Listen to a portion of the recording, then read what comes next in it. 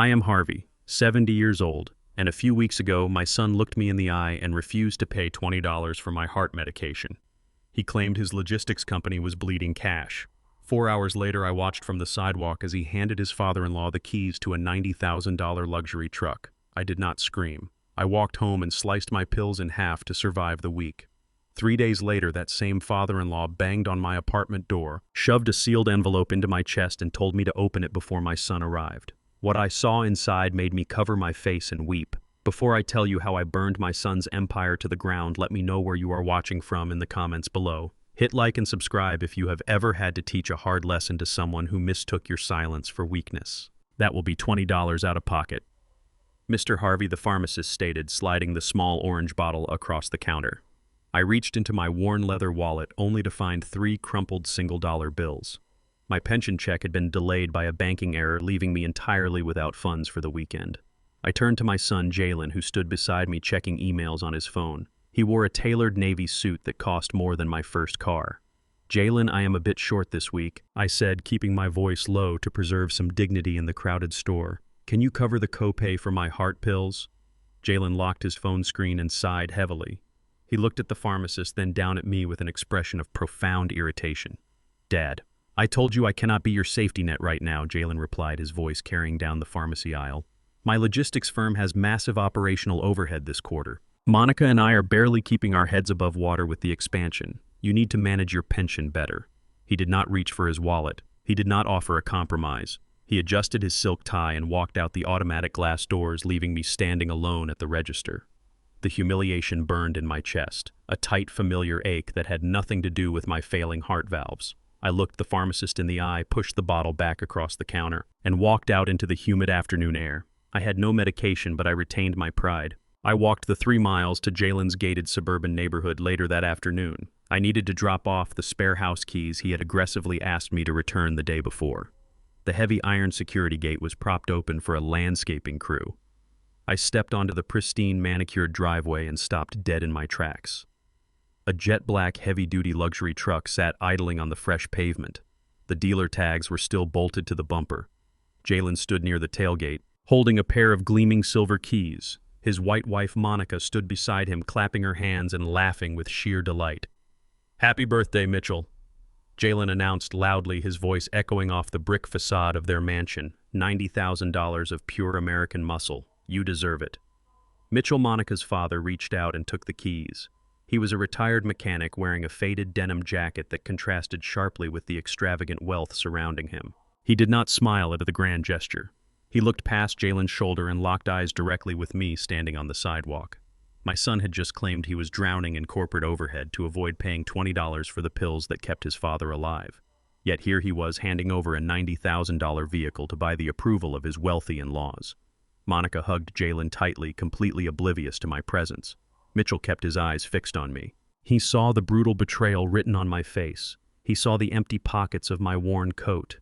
He stayed absolutely silent, gripping the keys to his new truck. I did not march up the driveway to disrupt their celebration. I did not throw the spare keys at my son's feet or demand an explanation for his glaring hypocrisy. A younger man might have screamed. A foolish man might have begged for his rightful share of respect. I simply turned my back on the sprawling estate and began the long walk back to my modest apartment in the city. Every step sent a sharp pain radiating through my knees and lower back. For 40 years, I operated heavy earth-moving machinery for 14 hours a day. I inhaled diesel fumes and broke my physical body down to the bone cartilage to ensure Jalen attended the best universities in the state. I paid his tuition in cash so he would graduate without a single cent of debt. I gave him the initial fleet of delivery vans that launched his pristine logistics empire. I built the sturdy foundation he now stood upon to look down on me. I used the education I bought him to calculate my exact expiration date. He viewed me as a depreciating asset, a financial liability dragging down his quarterly profit margins. He had decided my survival was not worth $20. The realization was cold and absolute. I did not feel the urge to confront him because confrontation requires a desire to repair the relationship. I had no desire to fix what he had deliberately broken. I walked through my neighborhood, acknowledging the familiar faces of my community, the hardworking people Monica openly despised and mocked. 3 heavy knocks rattled the thin wood of my front door, vibrating through the quiet of my apartment. I stood up feeling a dull throb in my chest, a stark reminder of the halved pill I had swallowed 2 days prior. I unfastened the chain lock and pulled the door open. Mitchell stood on the welcome mat. He wore the same faded denim jacket from the driveway celebration, looking out of place in my modest hallway. He did not offer a polite greeting. He pushed past me, his boots heavy on the linoleum floor, and shoved a thick sealed manila envelope against my chest. "You need to open this before your son gets here," Mitchell warned, his voice tight with an urgency that commanded attention. I took the envelope, the paper heavy and formal in my hands. Mitchell paced the small living room, shaking his head with profound disgust. "I saw the bank transfers, Harvey," he said, turning to face me. "Audrey thought a $90,000 truck would buy my silence. She thought a shiny piece of metal would make me complicit in draining your life's work. I am a retired mechanic. I know the value of sweat and grease, and I absolutely despise my daughter's insatiable greed." He pointed a calloused finger at the envelope. "Jalen is 10 minutes behind me. You need to see exactly what he traded your legacy for." The air in the room felt suddenly thin. I stared at the sealed flap, a terrible premonition settling over me. The man standing in my living room was rejecting his own flesh and blood to protect mine. I ripped the seal, the sound tearing through the silent apartment. I pulled the heavy cardstock from the envelope. The header displayed the logo of my primary commercial bank. It was a finalized corporate loan agreement for $3 million. The collateral listed was Vanguard Construction, the heavy machinery firm I had built from a single bulldozer and handed to Jalen 5 years ago, debt-free. My eyes scanned the dense legal text landing on the final page. There at the bottom was my signature. It was a flawless forgery, capturing the exact slant and pressure of my handwriting. The betrayal hit me harder than the physical pain in my chest. The son I had sacrificed my spine to educate had stolen my entire legacy while I was still breathing. He had leveraged the company I built to fund his luxury lifestyle and his wife's endless demands. I covered my face with my rough, calloused hands. The tears came hot and fast, silent, but devastating. I wept for the boy who used to sit on my lap and pretend to steer the backhoe. I wept for the illusion of the family I thought I had secured. He had transformed my life's work into a blank check for his own arrogance. Mitchell stood silently, allowing the grief to wash over me. "Do not waste your tears on them," Harvey Mitchell finally said, his voice dropping to a gravelly whisper. "They do not deserve your mourning." I lowered my hands, the sting of betrayal solidifying into a cold, hard truth. Jalen had forged my name to secure a loan he could never repay, risking the livelihoods of the workers I had employed for decades. The forged signature was not just a theft, it was a total erasure of my existence. "They are coming here today to move you into a state-run facility." Mitchell continued, his words accelerating the pace of my heart. "They need you declared incompetent by a doctor they paid off. If you are legally incompetent, the bank will ignore the forged signature. They are going to lock you away in a dementia ward to protect their stolen money." The pieces snapped together with terrifying clarity. Jalen's sudden insistence that I return my spare keys, his aggressive complaints about my memory. It was all a meticulously choreographed performance. He needed to establish a narrative of cognitive decline to validate the fake medical proxy. Mitchell stepped closer, his face grim. Audrey orchestrated this entire scheme. She bankrupted her first husband using the same tactics, draining his accounts before committing him to a psychiatric hold. I tried to warn Jalen, but he is completely blinded by her. Now they are coming to finish the job. If you resist, they will call the police and claim you are having a violent, senile episode. The reality of my situation crystallized. I was not just facing financial ruin, I was facing the loss of my autonomy, my freedom, and my very identity. The son I had raised was actively planning to imprison me to cover his fraud. The ache in my chest subsided, replaced by a sharp, focused adrenaline. The grief was gone. In its place was the steady, unyielding resolve of a man who had spent 40 years moving mountains. I wiped the last trace of moisture from my face. The sadness evaporated, leaving behind a cold, precise anger. "What are you going to do?" Mitchell asked, watching the transformation in my posture. "I am going to let them dig the hole," I replied, standing up straight. "And then I am going to bury them in it." I walked to my bedroom and grabbed a simple canvas duffel bag. I packed 3 changes of clothes, my razor, and my toothbrush. I folded the forged loan agreement and slipped it deep into the lining of the bag, zipping it shut. I walked back into the living room and faced Mitchell. "Leave through the back door," I instructed him. "The alleyway will take you to the next street over. Do not let them see your truck near my apartment." Mitchell nodded, understanding the gravity of the moment. "Good luck, Harvey," he said, turning toward the kitchen. He disappeared out the back door just as the unmistakable sound of tires screeching echoed from the street. Jalen's silver sports car slammed into the curb directly in front of my building. I stood in the center of my living room, my duffel bag resting on the floor beside me. The trap was set, and the prey was arriving exactly on schedule. The front door did not just open. It burst inward, the deadbolt splintering the doorframe as Jalen kicked it open. He stood in the entryway, breathing heavily, wearing a crisp silver suit. Monica pushed past him, her designer heels clicking sharply against my linoleum floor. She held a thick stack of stapled papers, waving them in the air like a weapon. "Harvey, this has gone far enough," Monica declared, her voice unnaturally loud as if she were speaking to a toddler. "You left the stove burner on yesterday. The neighbors smelled gas. You are a complete danger to yourself and everyone in this dilapidated building." I looked at my kitchen. The stove was spotless and cold. I had not cooked a hot meal since Tuesday. Monica did not care about the truth. She needed a narrative. She wrinkled her nose, looking at my modest furniture with overt disgust. "I cannot believe you actually live in this squalor," she muttered to Jalen. "We have a medical proxy signed by a board-certified physician," Jalen announced, stepping into the living room. He refused to look me in the eye. He looked at the floorboards, at the walls, anywhere but at the man who gave him life. "The doctor says your cognitive decline is severe and rapid. We have secured a spot for you at Sunset Meadows. It is a secure facility. You cannot stay here anymore, Dad. It is not safe." I looked at the medical proxy in Monica's hands. It was the golden ticket they needed to control my finances. If I argued, if I raised my voice to defend my sanity, they would dial the police waiting outside and report a violent dementia episode. I did not yell. I did not demand to see the fraudulent medical paperwork. I did not point out that Monica was the one who last used my stove to boil water for her specialized tea 3 weeks ago. Any reaction would be weaponized against me. Instead, I remained perfectly silent. I walked over to the armchair where my canvas duffel bag sat waiting. I picked it up by the heavy straps and stood quietly by the doorway.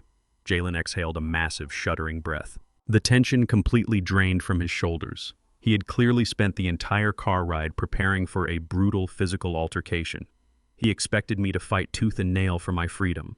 Seeing me stand there silently clutching a single bag, he instantly mistook my calculation for senile compliance. He actually believed my mind was gone.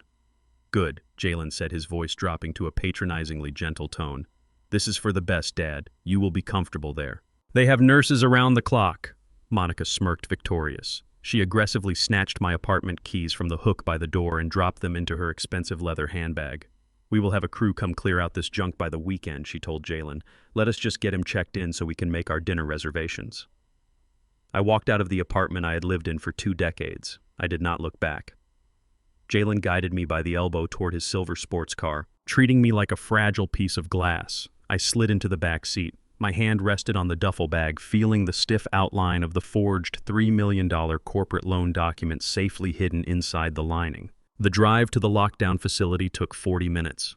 The silence in the car was suffocating, broken only by Jalen complaining about the massive inconvenience of it all. "Do you have any idea how many meetings I had to cancel today to handle this?" Jalen complained to Monica, gripping the leather steering wheel tightly. "The board is waiting on my authorization for the warehouse expansion. I am running a massive enterprise, and now I have to play babysitter." He spoke about me as if there were a soundproof glass partition between the front and back seats. He spoke as if I were already a ghost.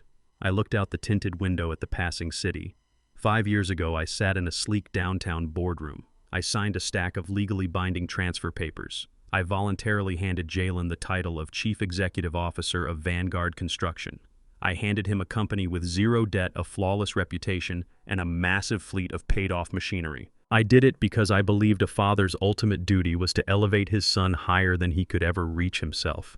I gave him the keys to an empire so he would never have to break his back in the dirt. He took that empire, inflated it with arrogant vanity projects, and married a woman whose greed was a bottomless pit.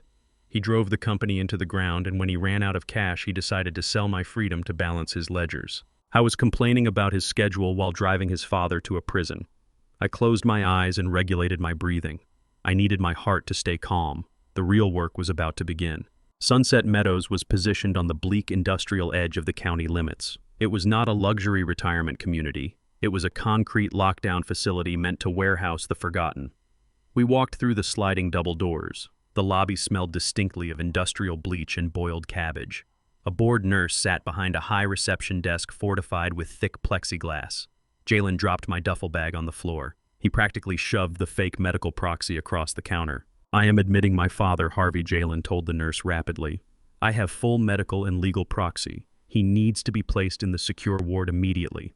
The nurse slid a thick clipboard across the counter. Jalen did not even read the pages. He forged ahead, scribbling his signature on every single dotted line, legally transferring my human rights away to the state. He handed the clipboard back. "We will visit on Sunday," Jalen said, not looking at me. "Try to rest, Dad." Monica linked her arm through his, already checking her phone for their restaurant reservation. They turned and walked out the glass doors without a second glance. I watched Jalen's sports car speed out of the parking lot, kicking up gravel. I stood in the empty lobby. I waited exactly 5 minutes to ensure they were entirely gone. I walked directly up to the plexiglass window. The nurse looked up from her computer screen. "I need to use the administrative telephone right now," I told her. She frowned and shook her head. "Sir, your son requested you remain in the lounge until the orderly arrives with your sedatives." I placed my large calloused hands flat on the counter. "Push that telephone across this desk immediately." The nurse froze. She looked at my hands, scarred and thick from decades of pulling heavy steel levers in the bitter cold, and then up at my eyes. I did not blink. I did not raise my voice or make a sudden movement. The absolute unyielding certainty in my posture stripped away her bureaucratic authority. She swallowed hard, unplugged the desk receiver from its base, and pushed it through the small gap at the bottom of the plexiglass window. I picked up the handset and dialed a private number I had memorized years ago. The line rang barely twice before she answered. "Valerie," I said, my voice steady and cold in the sterile lobby. Jalen executed the forgery. He signed a fake medical proxy and dumped me at the Sunset Meadows lockdown facility. I heard the sharp intake of breath on the other end of the line. Valerie was the most ruthless corporate attorney in the state, a woman who dismantled rival executives for sport and negotiated multi-million-dollar settlements before lunch. "Are you harmed, Harvey?" she asked, her tone instantly shifting from professional to militant. "I am perfectly fine," I replied, keeping my eyes locked on the trembling nurse. "But they forged my signature on a $3 million loan against Vanguard Construction. They intend to lock me away in a dementia ward so the bank ignores the fraud." I heard the furious, rapid clicking of a high-end mechanical keyboard. "I am pulling the facility's registration profile right now," Valerie stated. "I will have a federal judge invalidate that medical proxy before the ink dries. What are your operational orders?" "Do not freeze the operational accounts yet," I instructed, watching the nurse nervously pretend to organize her admission paperwork. "If you freeze them, the bank will pause the loan processing and investigate. I want the pain to be absolute. Transfer the entire $3 million balance directly into the primary untouchable federal trust we established last year." Valerie stopped typing for a fraction of a second. "Harvey, if I drain the capital completely, Jalen will be left holding a massive, unsecured commercial debt. He will default instantly on his vendor contracts. That is the exact objective I confirmed. He valued my life at $20. He traded his father's dignity for a luxury truck to impress a man who despises him. Remove every single cent of the capital. Let him try to process the company payroll tomorrow morning with an empty ledger." "Executing the sweep now," Valerie replied, the fierce loyalty evident in every sharp syllable. "The funds will vanish into the blind trust within 60 seconds. Jalen's administrative access will trigger an automatic security block. He is commercially dead." The satisfaction of the strike did not bring me joy, but it brought a profound sense of justice.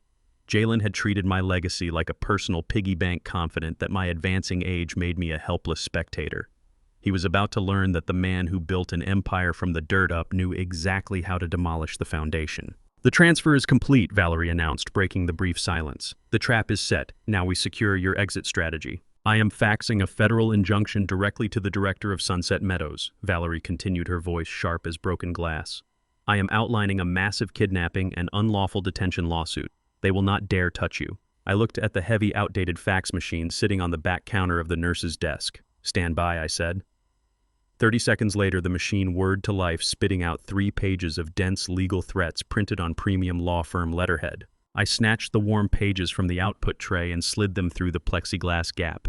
"Give those to your facility director immediately," I told the nurse, sliding the paperwork toward her keyboard. "If anyone attempts to administer a sedative, restrict my movement, or block my exit, you and this entire medical corporation will be named as active accomplices in a federal kidnapping indictment." The nurse stared at the official embossed seals on the documents, her face draining of color. She stepped back from the desk, raising both hands in immediate surrender, abandoning any thought of pressing the security buzzer. I owed my current freedom to the fierce, uncompromising loyalty of the woman on the other end of the telephone line. Decades ago, when Valerie's father passed away in a tragic equipment failure on my construction site, I paid for her entire law school education in cash. I never asked for a penny back. I only asked that she use her brilliant mind to become the best in the city. She had exceeded my highest expectations. She wielded the law like a precision scalpel, and right now she was surgically excising my son from the empire I had built. "The facility is neutralized," I told her into the receiver. "A private town car is waiting for you in the back alley behind the facility kitchen," Valerie instructed, her tone softening just a fraction. "The driver knows the secure location. I will meet you there in an hour." "Thank you, Valerie," I said. I hung up the administrative phone and placed it gently back onto the counter. The nurse did not move a muscle. I walked around the waiting area, retrieved my heavy canvas duffel bag containing the forged loan documents, and headed straight down the corridor toward the loading dock. I pushed the heavy metal delivery doors open, stepping out into the cool, damp evening air. A sleek black town car idled quietly beside the industrial dumpsters, its engine humming a low, steady rhythm. The driver stepped out, opened the rear door, and offered a respectful nod. I climbed into the pristine leather seat, placing my bag beside me. The doors locked automatically, sealing out the bleak landscape of the lockdown facility. As the car pulled smoothly onto the highway, carrying me away from the prison my son had designed, I checked my pulse. It was steady. My chest did not hurt. The surgical removal of a toxic element is painful, but the relief that follows is immediate and profound. I leaned back against the headrest and watched the city lights blur past the tinted window. The true devastation of my counterattack had not yet landed. The next morning, Jalen sat behind his massive mahogany desk in his glass-walled CEO office, feeling invincible. He booted up his state-of-the-art computer terminal, opened the primary banking portal, and prepared to process his company's massive weekly payroll. Jalen dragged his customized platinum mouse across the polished desk pad and clicked the authorization button for the weekly payroll. He leaned back in his ergonomic chair, expecting the familiar green confirmation screen. Instead, the monitor flashed a glaring, harsh red. A system dialog box popped up in the center of the screen, displaying a fatal error code for insufficient funds. He frowned, assuming it was a routine software glitch, and violently clicked the refresh icon. The red screen remained. Before he could call his IT department, the heavy brass phone on his desk rang. It was the commercial branch manager from our primary corporate bank. Jalen picked up the receiver, his voice dripping with his usual arrogant authority. He demanded the bank clear the glitch, immediately bragging that he had just secured a $3 million capital loan against the fleet and required liquid access to pay his 200 warehouse employees. The bank manager did not apologize. His voice came through the speaker crisp and entirely devoid of warmth. "There is no glitch," Jalen the manager stated. "The operational accounts hold a balance of exactly $0.00.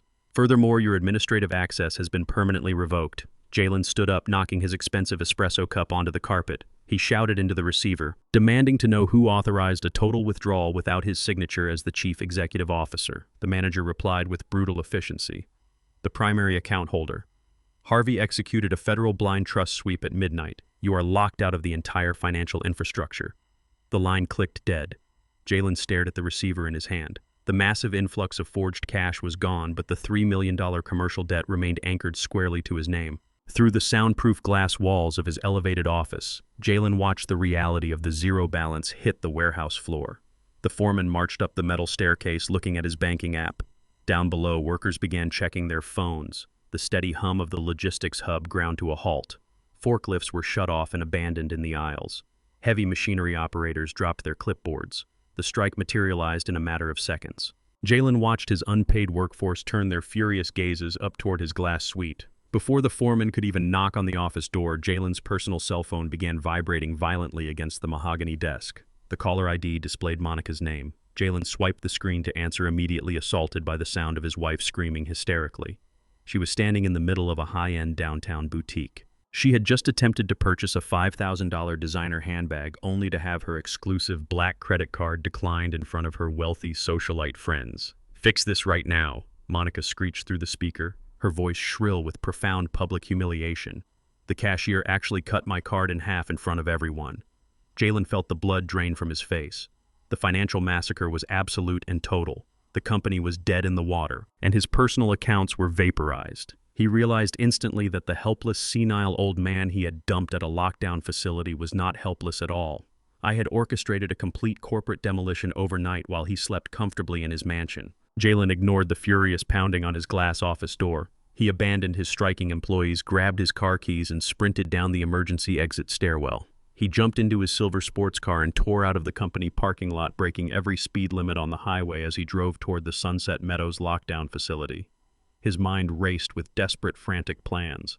He intended to march directly into the dementia ward, corner me in a hospital bed, and force me to reverse the transfer. For his entire life, Jalen had successfully weaponized my fatherly guilt to get exactly what he wanted. He assumed this time would be no different. He genuinely believed that if he yelled loud enough, if he played the victim of a misunderstanding, or if he threatened to withhold my access to any future grandchildren, I would cave to his demands. He relied on the phantom leverage of unconditional love, completely failing to understand that my love had died the moment I saw my forged signature on that loan document. He pulled into the bleak asphalt parking lot of the facility, his tires smoking as he slammed the brakes.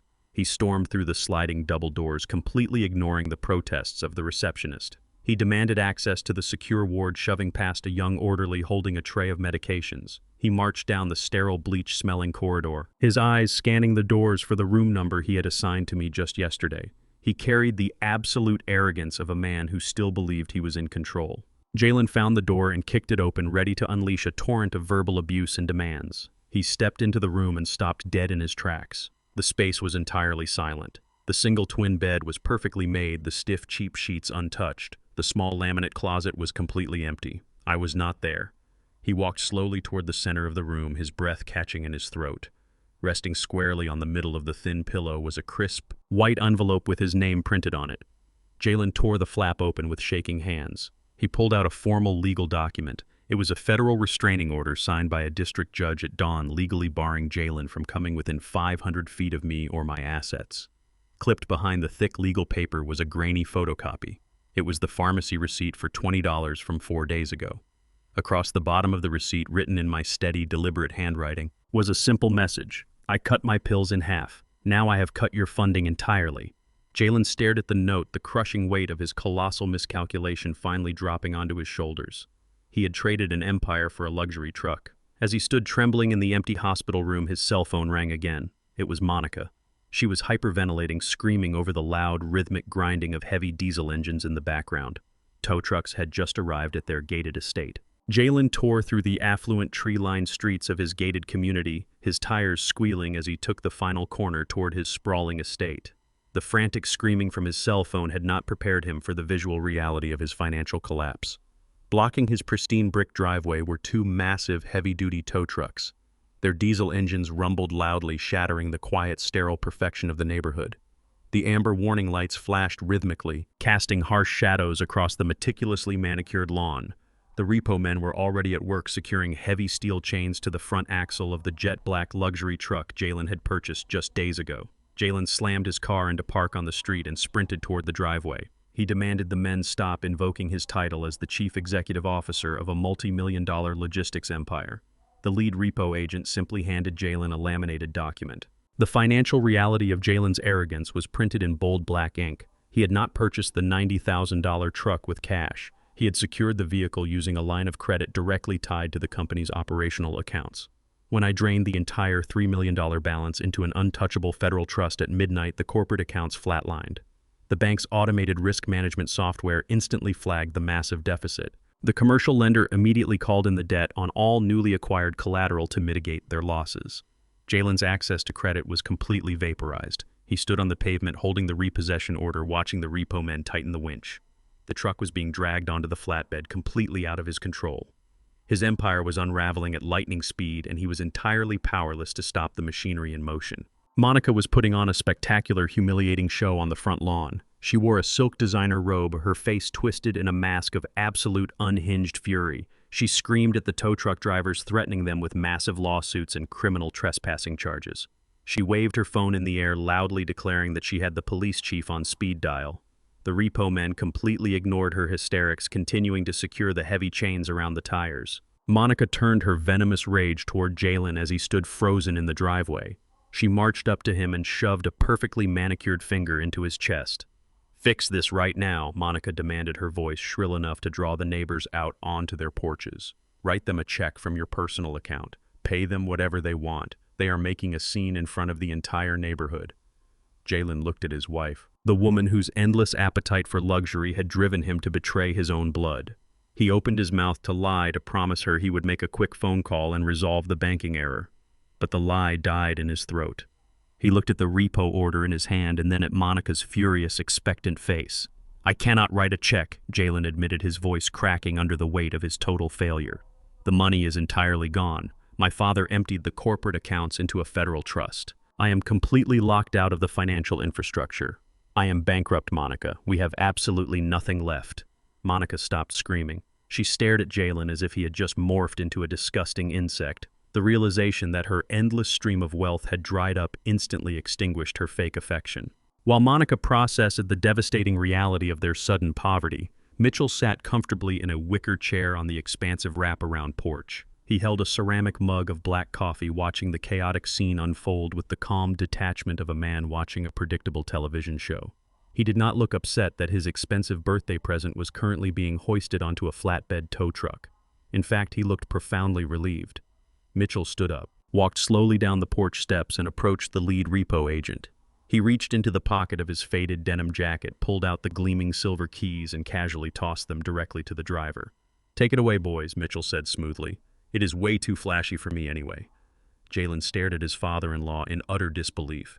He had expected Mitchell to be furious, to demand Jalen fix the situation and protect the gift.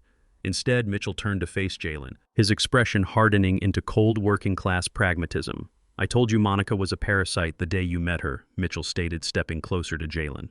"You thought you could buy my respect with a piece of metal. You thought I would ignore you stealing your own father's legacy just because you threw some expensive scraps my way. I warned you about her appetite. Monica did this exact same thing to her first husband 5 years ago. She drained his personal accounts to fund her boutique shopping addiction and then tried to lock him in a psychiatric ward to cover her tracks. She is a predator, Jalen, and you were foolish enough to hand her the keys to your father's kingdom." Mitchell turned his back on them and walked inside to pack his bags. The heavy diesel engines roared as the tow trucks pulled out of the driveway, hauling away the $90,000 symbol of Jalen's arrogance. Monica did not follow her father inside. She turned on Jalen, her eyes cold and calculating. "I am not going down with a sinking ship," Jalen, Monica hissed, stepping into his personal space. "I will not be publicly humiliated in this neighborhood. You have until tomorrow to find liquid cash and restore my credit cards, or I am calling a divorce attorney and taking half of whatever assets you have hidden." She spun around and marched into the mansion, slamming the heavy wooden door behind her. Jalen stood alone in the driveway. The rain began to fall, soaking his expensive silver suit. Panic gripped his chest. He needed massive amounts of cash immediately to appease his wife and hire a criminal defense attorney before the bank pressed fraud charges for the forged loan document. His mind raced through his remaining options. He remembered the original master blueprints for the logistics company's proprietary warehouse machinery. I had drafted those patents by hand 30 years ago. They were worth millions of dollars to our biggest corporate competitors. Jalen knew exactly where I kept them. They were locked inside a heavy iron floor safe hidden beneath the floorboards of my modest apartment bedroom. Jalen wiped the rain from his face, his desperation morphing into malice. He marched toward his immaculate 3-car garage. He bypassed the expensive golf clubs and the imported sports equipment. He walked directly to the heavy-duty tool bench against the back wall, his mind set on breaking into his father's home, and grabbed a solid steel crowbar. He was ready to destroy the last piece of my legacy. The torrential rain masked the sound of Jalen's engine as he cut the headlights a full block away from my apartment building. He parked his silver sports car tight against the curb in the shadows. Monica sat in the passenger seat, shivering in her ruined silk robe, clutching a trench coat she had hastily thrown over her shoulders. Her initial fury had hardened into a cold, desperate panic.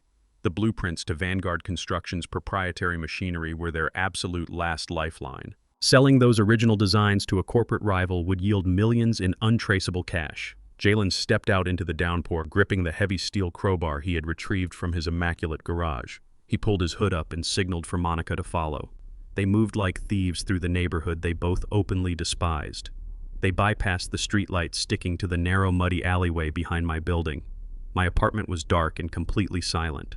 Jalen did not hesitate or show a single ounce of remorse for violating his father's home. He stepped up to the back window of my kitchen. He raised the solid steel crowbar and swung it forward with brute force. The heavy glass shattered instantly, raining sharp fragments across my pristine linoleum floor. Jalen reached through the jagged opening, unlocked the latch, and hoisted the window upward. He climbed inside, his muddy shoes trampling over the space I had meticulously maintained for 2 decades. He reached back out, grabbing Monica by the arm and dragging her through the window frame. They stood in my dark kitchen, breathing heavily, surrounded by broken glass and the damp smell of the storm. They had officially crossed the line from corporate fraud into outright burglary. Jalen clicked on a small tactical flashlight, keeping the beam aimed low at the floor. He ignored the framed photographs on the hallway walls. These were images capturing his high school graduation, his childhood, and the milestones I had sacrificed my physical health to pay for. He marched directly toward my master bedroom with a singular destructive focus. Monica followed closely behind him, her designer heels crunching loudly over the shattered glass. She urged him to hurry, terrified of being caught by the police in a neighborhood she considered entirely beneath her status. They entered my bedroom. Jalen knelt beside the foot of my perfectly made bed.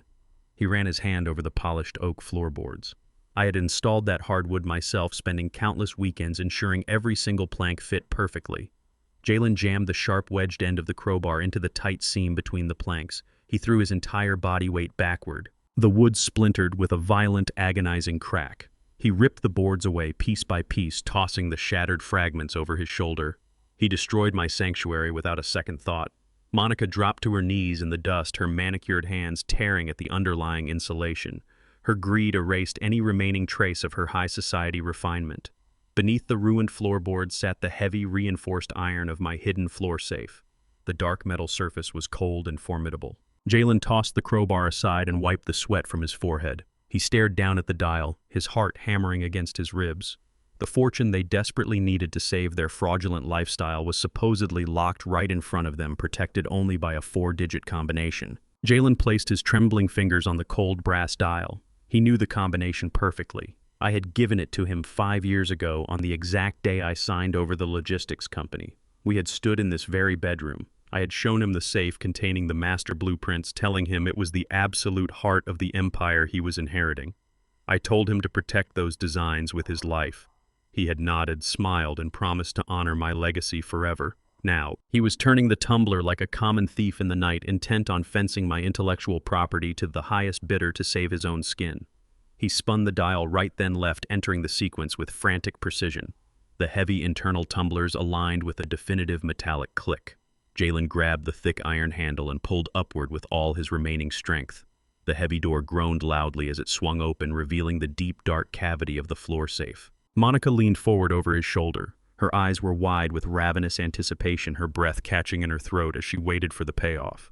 Jalen aimed the beam of his flashlight directly into the vault. The bright circle of light swept across the bottom of the iron box. The thick, leather-bound folders containing the proprietary blueprints were completely gone. The safe was entirely empty. Jalen froze. The breath escaped his lungs in a sharp, ragged gasp. He plunged his hands into the empty space, frantically feeling the bare metal walls as if the documents could somehow materialize out of thin air. The crushing reality struck him with the force of a physical blow. I had anticipated this exact desperate move. The morning he refused to pay $20 for my medication, I had walked straight to this safe and relocated every single patent. Monica shoved Jalen out of the way and shined the light into the safe herself. Her frantic gaze darted around the empty metal box before locking onto the exact center of the vault floor. Sitting completely alone in the middle of the heavy iron safe was a tiny, fragmented object. Jalen leaned closer, his brow furrowed in utter confusion. It was a single white pill sliced perfectly in half with a paring knife. Positioned directly beneath the halved medication was a small, neatly folded piece of white paper. Jalen reached down with a shaking hand. He picked up the paper and unfolded it under the harsh white glare of the flashlight. The message was written in my steady, deliberate handwriting. "I cut my pills. Now I have cut your funding." Jalen stared at the dark blue ink. The sheer magnitude of my counterstrike shattered his final illusion of control. He was utterly ruined, bankrupt, and trapped inside a home he had just violently vandalized. The $20 denial had cost him his entire existence. Monica let out a visceral, high-pitched scream of absolute defeat. She crumpled the paper and threw it at Jalen's chest, cursing his utter incompetence. Before Jalen could even process her blind fury, the shadows in my bedroom vanished. Brilliant, blinding flashes of crimson and sapphire light suddenly erupted through the closed window blinds. The rhythmic, strobing glare of multiple police cruisers painted the bedroom walls in harsh, frantic colors. The deafening wail of sirens cut through the torrential rain, converging directly outside the apartment building. I had installed silent perimeter alarms the day after I moved the patents to a secure bank vault. The heavy, terrifying thud of combat boots echoed from the front hallway as the front door was kicked open by the authorities. The blinding strobe of police lights sliced through the darkness of my ruined bedroom, casting harsh, frantic shadows across the walls. Jalen froze instantly, the heavy steel crowbar slipping from his trembling hands and clattering loudly against the splintered floorboards. "Drop the weapon and put your hands on your head right now," a commanding voice roared from the narrow hallway. 3 armed tactical officers surged into the tight space, their flashlights blindingly bright as they leveled their weapons directly at my son and his wife. Monica let out a piercing, hysterical shriek, dropping the crumpled note and pressing her back against the cold iron of the empty safe, her hands raised in absolute terror.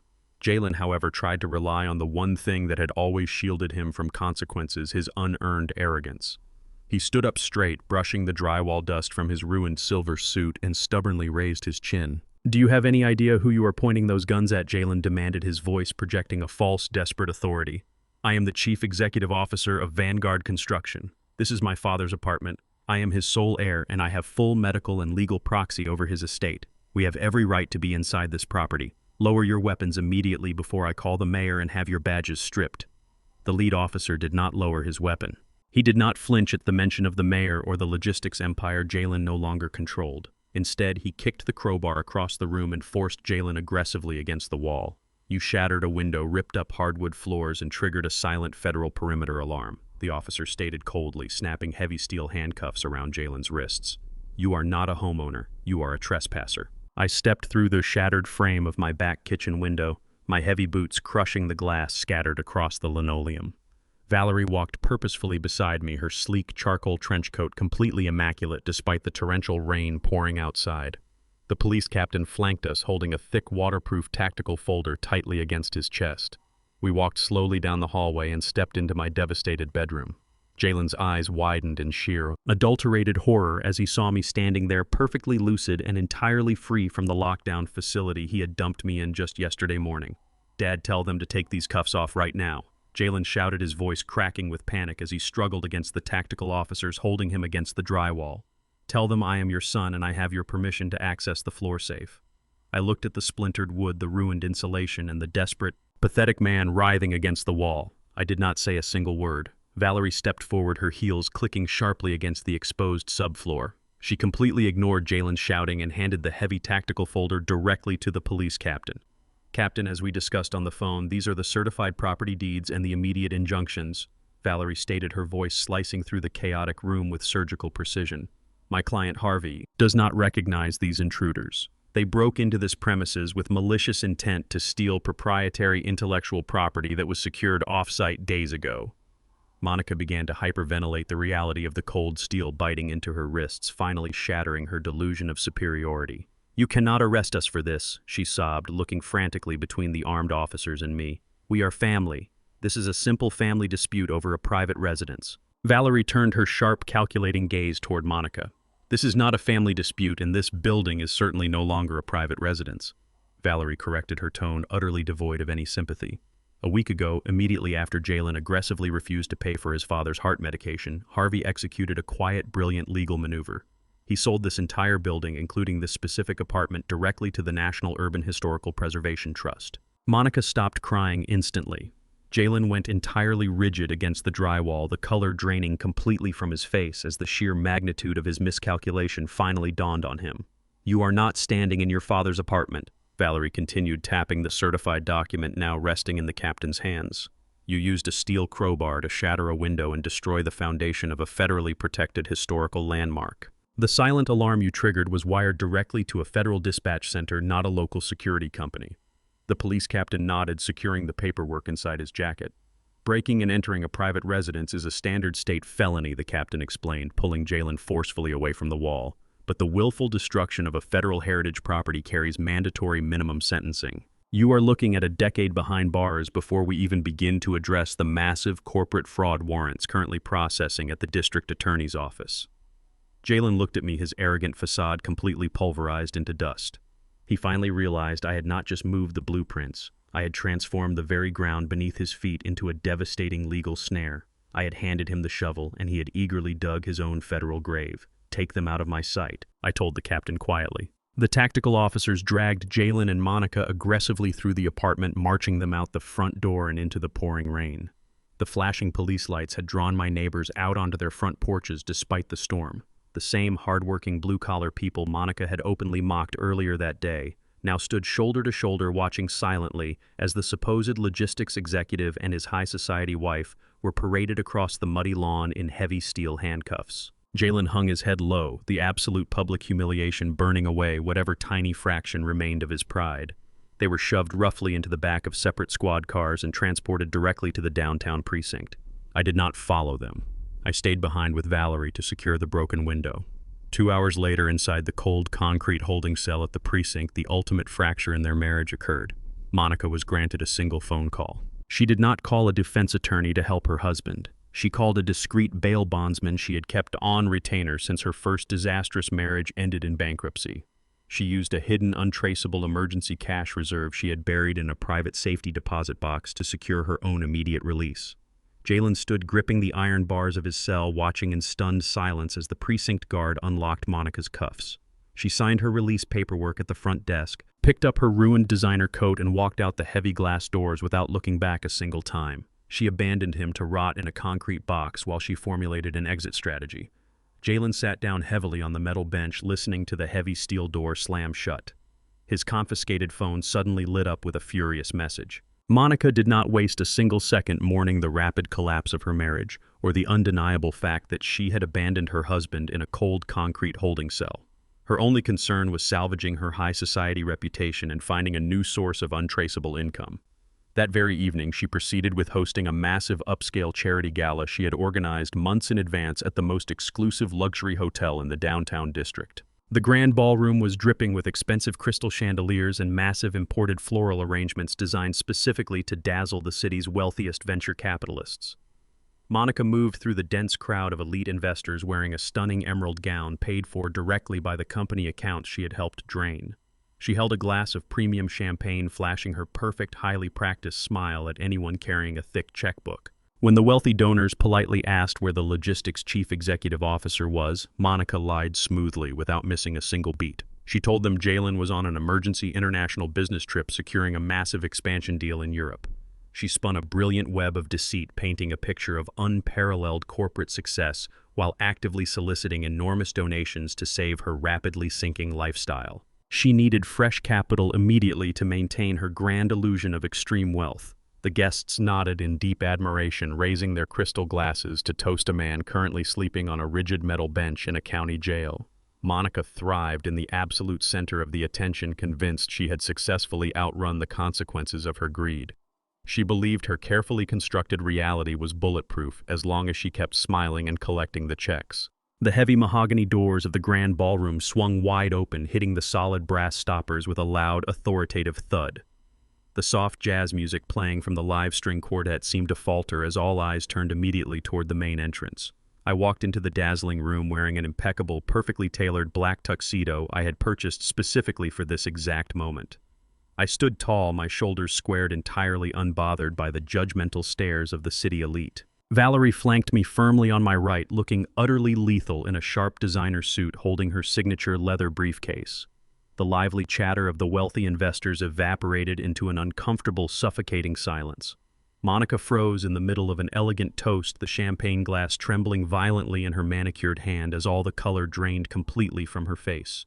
She excused herself abruptly from the venture capitalists and marched aggressively toward the entrance, her heels clicking sharply against the polished marble floor. Her eyes were wide with pure venomous panic. She frantically signaled for the two massive hotel security guards standing near the coat check. "Remove this man immediately," Monica hissed at the guards, keeping her voice incredibly low to avoid making a public scene. "He is a disgruntled former employee who is mentally unwell, and he is actively trespassing on a private, highly exclusive event." The security guards stepped forward with serious expressions, placing their hands on their radios ready to drag me out by my arms. I did not step back or break eye contact with my daughter-in-law. Valerie simply raised one hand, freezing the guards completely in their tracks with her absolute legal authority. I completely ignored Monica and her frantic whispered threats to have me thrown out into the street. I bypassed her entirely, walking with deliberate, measured steps directly toward the venue general manager, who was standing nervously by the main catering station. The manager knew me very well. 6 months ago, when Jalen first authorized this extravagant event, the hotel required a wealthy guarantor with a flawless credit history to underwrite the massive liability of the ballroom rental. Jalen had convinced me to co-sign the master contract, exploiting my fatherly pride in his supposed philanthropy. I had eagerly signed the immense paperwork, believing the funds were going directly to a legitimate inner-city youth foundation. It was only during Valerie's intense forensic audit of the company finances that we discovered the incredibly ugly truth. The charity Monica was supposedly raising money for did not actually exist anywhere on paper. It was a sophisticated shell corporation she had personally registered in a completely different state, designed specifically to launder the wealthy donor checks straight into her private banking accounts to fund her insatiable appetite for designer clothes and luxury vacations. I stopped squarely in front of the sweating hotel manager. Valerie opened her briefcase and handed him a formal, notarized legal document. "I am the primary financial guarantor for this entire event," I stated, my voice carrying clearly over the dead silence of the ballroom. "I am officially canceling all checks, voiding all credit authorizations, and revoking my financial backing for this venue effective immediately. The event is completely unfunded." The manager read the legal document, his eyes widening in pure shock as he realized the hotel was currently bleeding tens of thousands of dollars. He looked up at Monica, then back at me. The venue manager did not hesitate to protect his business from massive financial ruin. He immediately signaled his floor staff with a frantic wave of his hands. He marched straight over to the main sound system and completely cut the power to the string quartet, plunging the large room into an awkward, heavy stillness. A second later, he flipped the master breaker switch located on the back wall. The warm, romantic glow of the expensive crystal chandeliers instantly died. They were brutally replaced by the blinding, harsh white glare of the industrial fluorescent cleaning lights. The illusion of upscale luxury vanished in a single devastating moment, exposing the ballroom in all its stark, sterile reality. With rapid efficiency, physically taking the plates of expensive caviar and pouring the premium champagne down the drains right in front of the bewildered investors. The wealthy venture capitalists murmured in deep confusion and outrage as the waiters actively rolled the heavily decorated buffet tables away toward the kitchen doors. The manager loudly announced that the event was officially terminated due to a total lack of payment and requested all attendees clear the premises immediately. The embarrassed investors did not wait around to ask any questions. They grabbed their expensive coats and flooded out the main doors in a chaotic, rushing mass, entirely ignoring Monica as she desperately tried to block their exit and offer pathetic, unconvincing excuses. Within 5 minutes, the entire grand ballroom was completely stripped and abandoned. The opulent charity gala had been utterly vaporized. Monica was left standing completely alone in the center of the massive, brightly lit room, surrounded by empty tables and folded chairs. She slowly turned around, her fists clenched in absolute fury, to face me standing quietly by the exit. The echo of the heavy wooden doors sealing us inside the empty ballroom acted like a trigger. Monica stared at the barren tables and the retreating catering staff before locking her venomous eyes on me. The carefully crafted persona of the elegant, progressive high society wife completely shattered. She marched toward me, the emerald fabric of her designer gown dragging harshly against the scuffed marble floor. "You pathetic, arrogant old man," she screamed, her voice vibrating with a primal, unrestrained fury. "You think canceling a few checks makes you powerful? You are nothing but a glorified ditch digger who got lucky." She closed the distance between us, practically spitting the words into my face. The absolute disdain she held for my race and my blue-collar roots, a disgust she had veiled for 5 years behind passive-aggressive comments and forced smiles, spilled out into the sterile fluorescent light. "You spent 40 years inhaling dirt and diesel fumes, breaking your back in the mud just to scrape together a miserable existence. You do not belong in a luxury hotel, Harvey. You belong at the bottom of a construction trench." I stood perfectly still, my hands resting calmly in my pockets. Her words were designed to humiliate me, to strip away my dignity and reduce me to the tired, struggling laborer I used to be. But she fundamentally misunderstood the source of my pride. The dirt she weaponized as an insult was the exact same dirt I used to build a multi-million-dollar foundation. Her screaming echoed off the high ceilings, a pathetic tantrum from a woman who realized she had just been spectacularly outplayed by the very man she considered inherently beneath her. I did not raise my voice or offer a single syllable of defense. My absolute silence infuriated her even further. She paced frantically in front of me, throwing her hands in the air. "You really think Jalen is the victim here?" She laughed, a harsh, grating sound completely devoid of humor. "You think your precious son is a brilliant chief executive. He is an incredibly weak, easily manipulated fool. He handed me the keys to your entire empire simply because I smiled at him and tolerated his massive insecurities." Monica stepped closer, pointing a manicured finger directly at my chest. "I never loved him, not for a single second. I endured his pathetic corporate ego and his desperate need for my validation for one specific reason.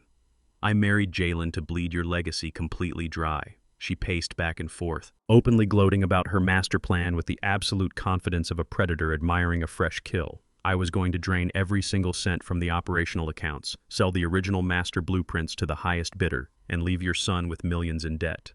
I had the divorce papers drawn up 3 months ago. I was going to take half of whatever scraps were left and watch your entire bloodline burn to the ground.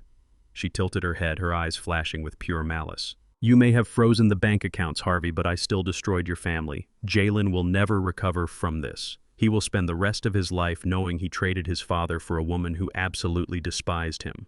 She crossed her arms, breathing heavily, convinced she had won the psychological war. The heavy silence that followed her confession was abruptly broken by the slow, deliberate sound of hands clapping. The noise echoed off the barren walls coming from the far side of the massive ballroom. The heavy maroon velvet curtains that framed the main event stage shifted. Mitchell stepped out from the shadows into the harsh fluorescent light. He still wore his faded denim jacket, looking utterly exhausted and deeply disappointed. In his right hand, he held a sleek black wireless microphone belonging to the hotel audio-visual system. Monica froze, the smug satisfaction instantly draining from her face. "Dad, what are you doing here?" she stammered, her voice dropping to a nervous whisper. "I am cleaning up the absolute mess I brought into this world," Mitchell replied, walking slowly toward us. He raised the microphone slightly. "When Harvey told me you were throwing a gala using his stolen money, I came early. I know the sound engineers who run the technical rigs for these corporate hotels. I had them patch this specific microphone directly into the venue master recording servers. Everything you just screamed about destroying Harvey's legacy and bleeding your husband dry is permanently burned onto a digital hard drive." Mitchell stopped a few feet away from his daughter, his eyes filled with profound shame. "I failed to raise a decent human being," he stated, his voice heavy with regret.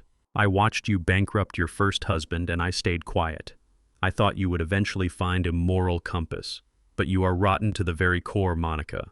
I will not let you destroy another hardworking man to fund your greed. You are completely finished." Monica stared at the wireless microphone in her father's hand, her chest heaving as the absolute devastation of her situation settled in. The digital recording of her venomous confession was not just evidence of extreme emotional abuse. It was a recorded admission of calculated, premeditated corporate fraud and extortion. She had freely confessed to marrying Jalen with the explicit intention of stealing proprietary company assets. The aggressive high society predator was instantly reduced to a cornered, terrified animal. She opened her mouth to argue, to somehow manipulate her way out of the snare, but the heavy mahogany doors at the main entrance of the ballroom violently crashed open. The sound cracked like a gunshot across the vast, empty room. Monica whipped her head around, letting out a sharp, involuntary gasp. Jalen stood in the wide doorway. He wore the exact same silver suit from the day before, now heavily wrinkled, stained with mud, and reeking of the damp concrete holding cell he had spent the night in. His hair was disheveled and his eyes were wide, bloodshot, and burning with a mix of utter shock and profound devastation. He had arrived at the hotel looking for Monica after finally securing his own release from the downtown precinct. He had walked through the lobby just in time to hear the hotel speakers broadcasting his wife's unfiltered, hateful confession directly from Mitchell's microphone. Every single word about his pathetic insecurities, her plan to bleed his family dry, and the divorce papers she had hidden for months had echoed through the public corridor. Jalen gripped the brass door handles, staring directly at the woman he had betrayed me to impress. The final crushing reality of his choices had just walked through the door. Jalen let go of the heavy brass door handles. He stepped fully into the harsh fluorescent glare of the stripped ballroom. His expensive silver suit was ruined from a night on a concrete bench, and his face was drawn and pale. He marched directly toward Monica, his dress shoes echoing loudly across the marble floor. "Tell me that was a joke," Jalen demanded, his voice cracking under the weight of his humiliation. "Tell me you did not just say you married me to bleed my father dry." Monica did not cower. She did not attempt to backtrack or play the victim. The facade of the loving, supportive wife shattered completely, revealing the cold, calculating opportunist underneath. She looked at her husband, taking in his wrinkled clothes and desperate, pleading eyes, and let out a sharp, mocking laugh. It was the laugh of a predator who had already stripped the carcass clean. "You really are that stupid," Monica sneered, stepping right into his personal space. "You actually believed I wanted to spend the rest of my life playing house with a weak, insecure man who needed constant validation. You were a pathetic, easily manipulated fool from the day we met. I tolerated your massive ego because you had the keys to a multi-million-dollar logistics empire. You handed me your father's legacy on a silver platter just because I batted my eyelashes and pretended to admire your mediocre business skills." Jalen recoiled as if she had struck him across the face. He looked at me, then at Mitchell, realizing that every single person in the room had just witnessed his ultimate degradation. He had traded his blood, his family, and his entire future for a woman who viewed him as nothing more than a temporary bank account. Monica did not stop to let the devastation sink in. She immediately pivoted to her exit strategy. "I am filing for divorce the second the courthouse opens tomorrow morning," she declared, her tone shifting to strict, ruthless business. "My lawyer already drafted the paperwork months ago. I expect 50% of the logistics company shares half the value of the suburban estate and immediate liquidation of the commercial fleet. You will sign the settlement agreement quietly, or I will drag your corporate incompetence through a highly public, extremely humiliating trial." Jalen stared at her, his shock rapidly boiling over into a frantic, unhinged rage. "You want half?" Jalen screamed, the veins in his neck bulging against his dirty collar. "You want half of what exactly?" "My father emptied the operational accounts. He locked down the company capital in an untouchable federal trust. The commercial lenders triggered immediate default protocols. The bank repossessed the $90,000 truck you forced me to buy yesterday. There is absolutely nothing left to take. You drained my personal emergency funds to buy designer dresses and host fake charity galas. I am completely, utterly bankrupt because of your bottomless greed." Monica's face flushed an ugly, furious crimson. Her eyes darted around the empty ballroom, fully processing the fact that the vast fortune she had spent 5 years scheming to steal was permanently out of her reach. The realization that she was legally tethered to a man with massive commercial debt and zero liquid assets hit her like a physical blow. She realized she had not secured a golden parachute. She had anchored herself to a rapidly sinking ship, and the water was already pouring over the deck. Mitchell lowered the wireless microphone, cutting off the recording feed to the hotel servers. He walked slowly across the ballroom floor, bypassing Jalen entirely. He stopped directly in front of his daughter. Monica looked at him, expecting perhaps a sliver of parental sympathy or a lifeline. Mitchell offered neither. "You sicken me," Mitchell stated, his voice heavy with a profound, irreversible disappointment. "You had every advantage in life, and you chose to become a parasite. Do not ever call me again. Do not show up at my house. As far as I am concerned, I no longer have a daughter." He turned his back on her and walked toward the exit, his boots echoing with finality. Monica stood paralyzed for a fraction of a second, completely stripped of her family, her wealth, and her false high society status. Her rage boiled over into a violent theatrical tantrum. She grabbed her left hand and aggressively yanked the massive 3-carat diamond engagement ring off her finger. Jalen had gone into heavy personal debt to buy that ring 5 years ago. She hurled the diamond directly at Jalen's chest. The heavy ring hit his lapel and bounced off, clattering sharply against the cold marble floor. "I am done with you," Monica spat. She grabbed the hem of her expensive emerald gown, spun on her designer heels, and stormed out of the grand ballroom without looking back. The heavy mahogany doors swung shut behind her. Jalen stood entirely alone in the center of the brightly lit, abandoned room. His wife had discarded him. His father-in-law had disowned him. He had absolutely nothing left but the muddy suit on his back and a mountain of federal commercial debt. I watched my son stare at the empty doorway where his wife had just vanished. A wise man would have recognized the absolute ruin caused by his own actions. He would have fallen to his knees and begged for forgiveness. But Jalen lacked the fundamental character to accept responsibility. Instead of recognizing Monica's predatory nature, his mind desperately sought a scapegoat. He slowly turned his head to face me, his eyes rimmed with dark circles from his night in jail, locked onto mine with a delusional, misplaced fury. "You did this," Jalen yelled, pointing a shaking finger at my chest. "You ruined my marriage. You sabotaged my logistics company. You humiliated me in front of the entire city because you could not stand to see me succeed without you." Valerie stepped forward to intervene, but I raised a hand to stop her. Jalen marched toward us, kicking the discarded diamond ring out of his path. "I am not finished, Dad," Jalen threatened, his voice dropping to a desperate growl. "That federal injunction is a temporary roadblock. You are still a confused, bitter old man who is mentally unfit to manage $3 million. I am going to take you to family court. I am going to reinstate that medical proxy, by force seize the federal trust, and lock you away in a padded room for the rest of your miserable life." He pulled his cell phone from his ruined jacket pocket. He did not call a defense attorney to handle his trespassing charges. He dialed the direct private number of Dr. Aris, the corrupt physician he had illegally paid off to forge the original dementia diagnosis, ready to initiate a brutal, scorched earth legal battle. I stood in the quiet marble corridor just outside the heavy double doors of family court. Valerie had cracked the doors open precisely 2 inches so I could hear every single word. Jalen had filed an emergency injunction at dawn to seize control of my assets, officially citing severe mental decline. He wanted the federal trust frozen and a conservatorship granted to him immediately. Peering through the narrow gap, I could see my son sitting at the petitioner table. He had managed to shower and change into a fresh, tailored charcoal suit, projecting the absolute illusion of a highly successful logistics executive. He looked incredibly smug, leaning back in his leather chair with his legs crossed. Next to him sat a notoriously aggressive, high-priced litigation attorney he had likely hired using empty promises of a massive payout. The courtroom air was thick and tense. The judge, an older, no-nonsense woman with strict eyes, reviewed the preliminary filings with a deep frown. Jalen believed he had the ultimate upper hand. He thought the legal system would automatically side with a sharp, well-spoken young businessman over an aging, retired heavy machinery operator. He assumed his expensive lawyer could easily bully a judge into handing over my $3 million federal trust. He had no idea that Valerie was sitting patiently at the defense table, completely unbothered by his theatrical confidence. She was simply waiting for him to step directly into the jaws of the trap. The bailiff called the first and only witness for the petitioner. Dr. Aris stepped forward, raising his right hand and swearing to tell the whole truth under penalty of perjury. He took his seat on the witness stand, adjusting his expensive silk tie. Dr. Aris was a smooth-talking, highly polished physician who catered to the city elite. He possessed a pristine medical license and a reputation for providing whatever diagnosis his rich clients required. Under the direct questioning of Jalen's aggressive lawyer, the doctor confidently spun a web of absolute lies. He testified that he had personally evaluated me on multiple occasions over the past 6 months. He claimed with a perfectly straight face that he had observed advanced, rapidly accelerating signs of severe dementia.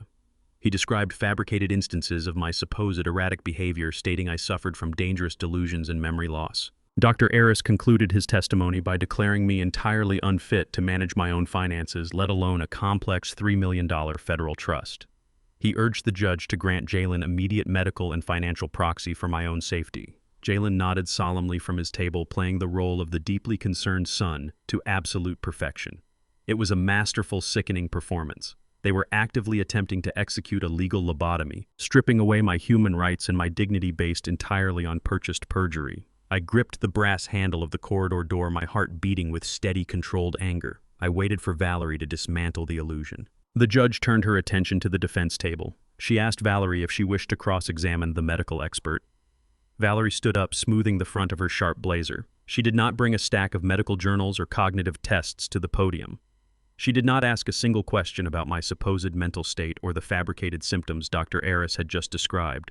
She carried only a single thin manila folder. Valerie approached the witness stand with the predatory grace of a shark circling bleeding prey. She pulled a certified banking document from the folder and requested permission to enter it into the official court record. The judge nodded. Valerie handed a copy to the bailiff and stepped directly in front of the doctor.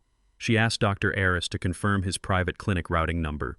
The man hesitated, his confident posture suddenly stiffening, but he confirmed the digits. Valerie then turned to the judge and read the document aloud. It was a certified financial ledger from Jalen's hidden offshore account. The record clearly showed a wire transfer of exactly $50,000 deposited directly into Dr. Aris's private clinic account. Valerie stated the date of the transfer.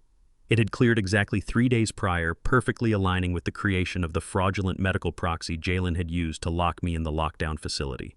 Valerie looked Dr. Aris dead in the eye and asked him to explain why a supposedly impartial medical professional was receiving massive, undisclosed offshore payouts from the petitioner. The color drained completely from Dr. Aris's face, leaving him a ghastly, sickly white. The smooth, polished medical professional was instantly reduced to a terrified, cornered criminal. He looked desperately toward Jalen's table, but Jalen was frozen in absolute panic, staring in horror at the undeniable proof of his bribery. The high-priced litigation attorney slowly pushed his chair back, distancing himself from the catastrophic implosion of his own case. Valerie repeated her question, her voice ringing like a steel gavel across the silent courtroom. She demanded to know if the $50,000 was the standard going rate to commit perjury and strip an innocent man of his legal rights. Dr. Aris gripped the edges of the wooden witness stand. His voice shook violently as he leaned toward the microphone and formally invoked his Fifth Amendment right against self-incrimination. He refused to answer any further questions. The judge slammed her gavel down, her eyes burning with pure, unadulterated fury as she glared directly at Jalen. The entire foundation of his emergency injunction had just been exposed as a malicious, highly illegal extortion plot. He had attempted to manipulate a federal court using blatant fraud. The judge ordered the doctor to remain in his seat and reached for her phone to summon the bailiffs.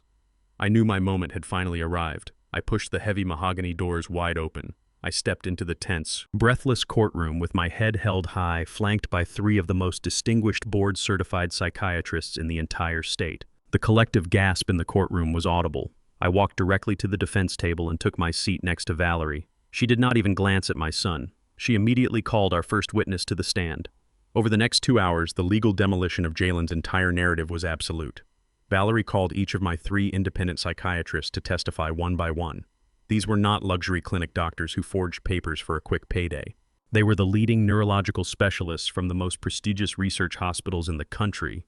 The first doctor projected my comprehensive brain scans onto the large monitor for the judge to see.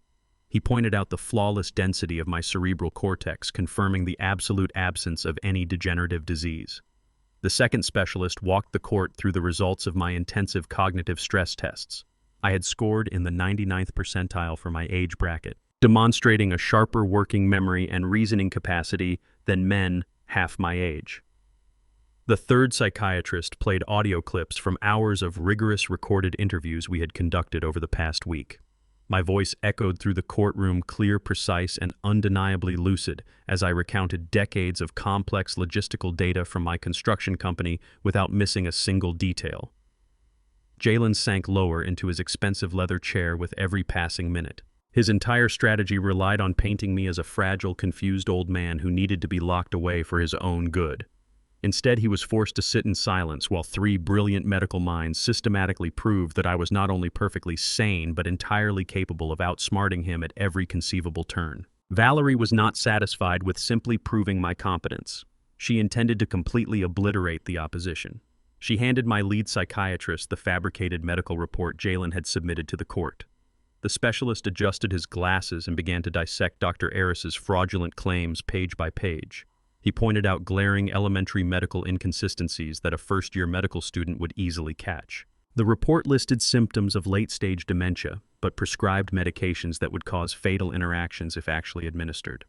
The timeline of my supposed cognitive decline defied all known laws of human neurology. It was not a genuine medical evaluation. It was a sloppy, hastily assembled piece of fiction designed solely to facilitate a hostile corporate takeover. The judge listened with a growing expression of pure disgust, her eyes darting between the irrefutable evidence on the projector and the sweating, trembling figure of Dr. Aris sitting near the gallery. Dr. Aris realized the immense danger he was in. His lucrative private practice and his medical license were evaporating right in front of his eyes. He stood up slowly, clutching his expensive briefcase, and attempted to quietly shuffle down the side aisle toward the heavy mahogany exit doors. I thought he could simply slip away and let Jalen take the fall for the perjury he had willingly committed for $50,000. He made it exactly 4 steps down the aisle before Valerie noticed his movement. She stopped her questioning, abruptly turned her body toward the aisle, and pointed directly at the fleeing physician. "Your Honor," Valerie said, her voice ringing with absolute authority, "I request that the court detain that man before he leaves the jurisdiction." The judge slammed her gavel down with terrifying force. "Bailiff, secure the doors and detain Dr. Aris immediately," she commanded. 2 armed court officers intercepted the doctor before he could even reach the brass handles. They grabbed him by the arms, forced him to turn around, and pushed him against the back wall of the courtroom. The doctor began to stammer frantic, incoherent excuses, desperately trying to invoke his right to counsel, but the judge completely silenced him. "You came into my courtroom and lied under oath to strip an innocent man of his fundamental human rights," the judge roared, her voice echoing off the high ceilings. "You are officially under arrest for egregious perjury, medical fraud, and conspiracy to commit elder abuse." The bailiff snapped heavy steel handcuffs around the doctor's wrists right there in the aisle. Jalen watched in absolute horror as his paid accomplice was patted down and dragged out the side door. The illusion of his power was gone. He looked frantically toward his high-priced litigation attorney for a lifeline, a legal maneuver to halt the impending disaster. Instead, he watched his lawyer calmly close his laptop, gather his files, and latch his leather briefcase. The attorney stood up and addressed the bench.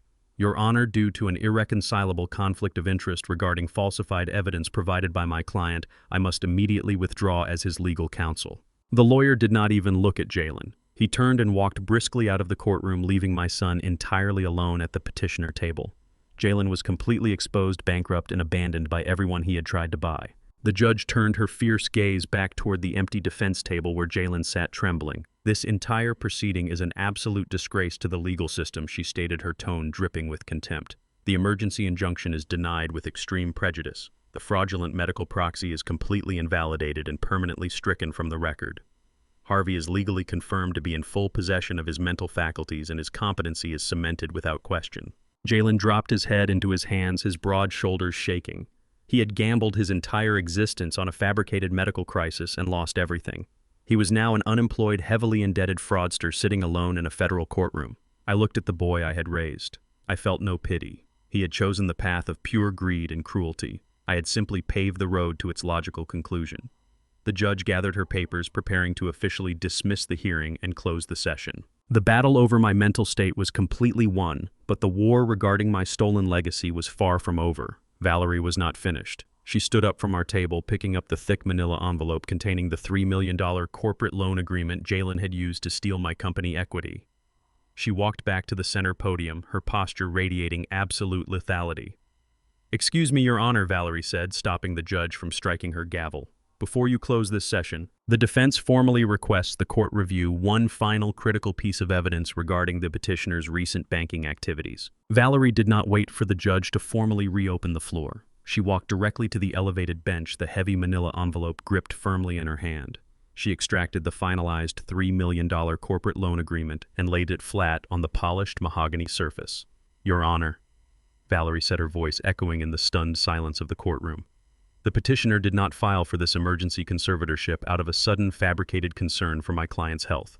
He filed it to conceal a massive, highly illegal financial transaction." She pointed directly to the bottom of the final page. "This document leverages Vanguard Construction's entire operational fleet and real estate holdings as collateral. The signature at the bottom belongs to Harvey, but he did not sign it. Jalen forged his father's name to secure a multi-million-dollar payout." Jalen began to hyperventilate. His chest heaved erratically as his lungs desperately fought for air in the suffocatingly quiet room. He clutched the edge of the defense table, his knuckles turning a stark bone white. The judge pulled her reading glasses down the bridge of her nose, examining the heavy cardstock. "If this document was executed with a forged signature," the judge stated, her voice dropping to a dangerous, icy register, "this court is no longer dealing with a civil family dispute. This is a matter of severe commercial fraud." Jalen opened his mouth to deny the accusation, to spin another elaborate web of corporate excuses, but his throat seized up completely. The trap he thought he had escaped was only just beginning to snap shut around him. His carefully constructed reality was disintegrating rapidly. The heavy double doors at the back of the courtroom swung open with a resounding thud. Two men dressed in immaculate dark suits stepped into the aisle. They bypassed the gallery seating entirely and walked straight toward the front rail, flashing silver badges pinned to their breast pockets. They were special agents from the Federal Bureau of Investigation's Financial Crimes Division.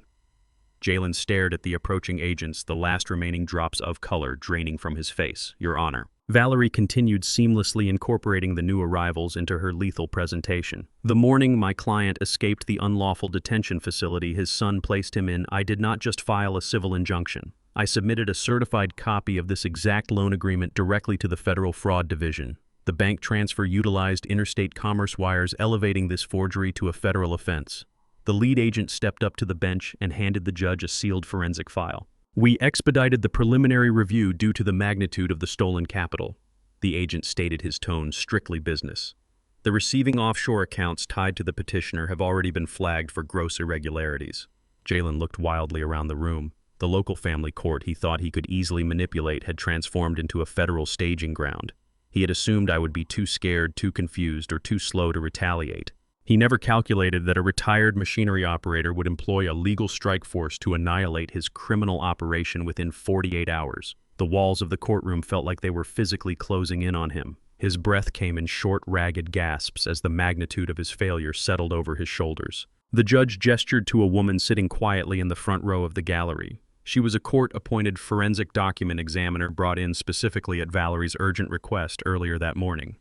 The expert approached the witness stand, carrying a thick binder filled with high-resolution scans. "Your Honor, I have conducted a comparative analysis of the signature on the commercial loan agreement," the expert testified, placing the visual evidence onto the courtroom projector.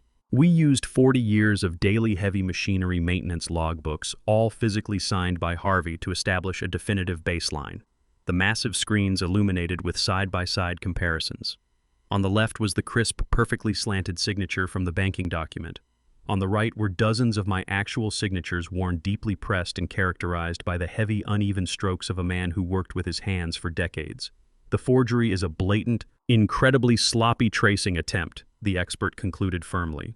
The pressure points indicate the writer hesitated multiple times.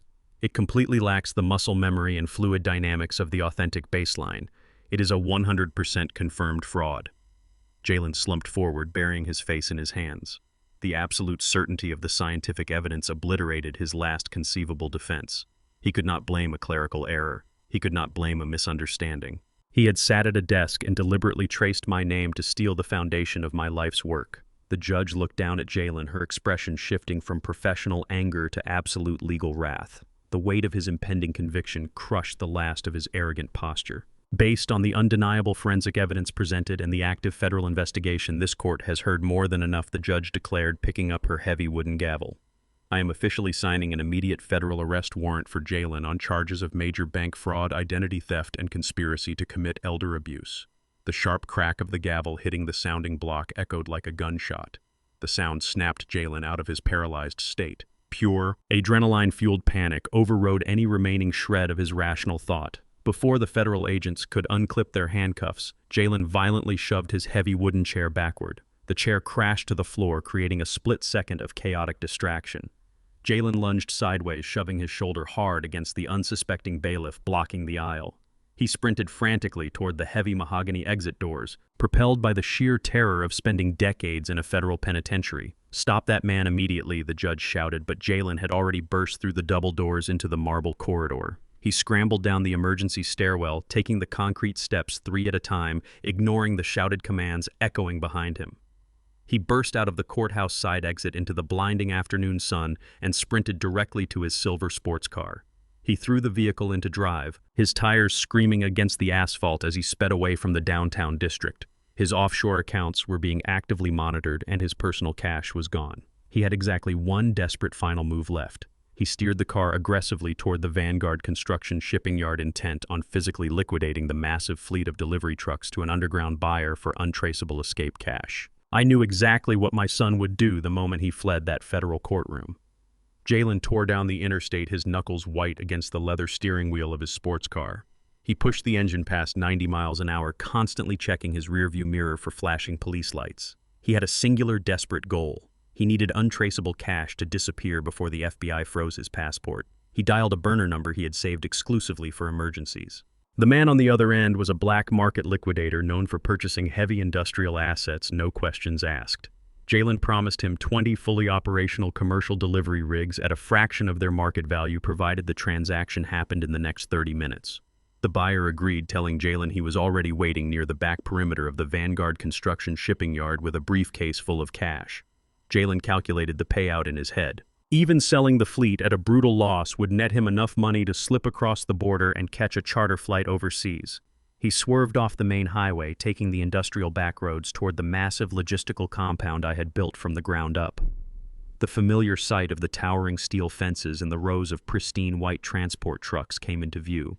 He accelerated toward the primary access gate, ready to wave the liquidator inside and sign over the titles. He genuinely believed he still held the authority to dismantle my legacy piece by piece to save his own skin. He hit the brakes, skidding across the gravel entrance, and jumped out of the car with his keys in hand, ready to unlock the yard. Jalen ran toward the massive chain-link gates, but his momentum died instantly. The standard electronic keypad had been entirely ripped from the wall. In its place, thick chains wrapped around the iron bars secured by massive industrial padlocks he did not recognize. He rattled the heavy steel, violently screaming at the empty guard booth to open the perimeter. His voice echoed across the desolate gravel lot. He pressed his face against the cold metal fencing and looked into the yard. The black market buyer was parked near the rear exit, sitting inside a dark sedan. But he was not alone. 4 government SUVs were parked diagonally across the loading docks, completely blocking any vehicle from moving. Men and women wearing tactical vests bearing the insignia of the United States Marshals Service moved methodically through the fleet.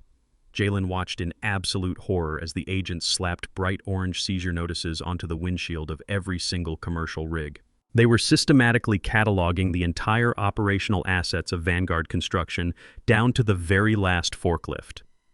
The shady liquidator took one look at the federal agents swarming the property, threw his sedan into reverse and sped away down the back alley, taking Jalen's only escape fund with him. Jalen gripped the chain-link fence, the rough metal biting into his palms. He realized he was locked out of his own physical headquarters.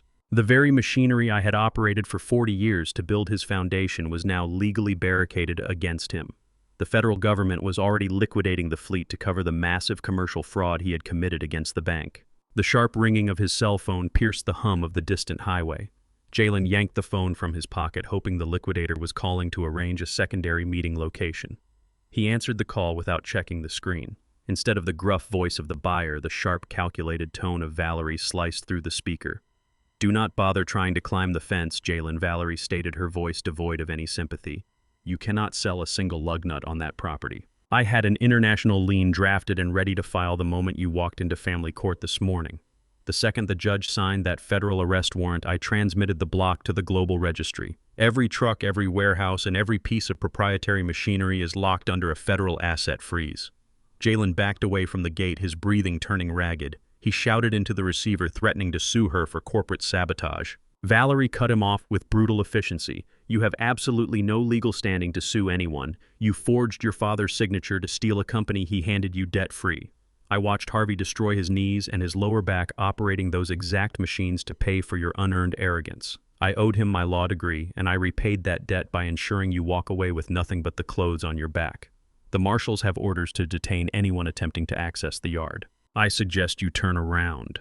The line clicked dead.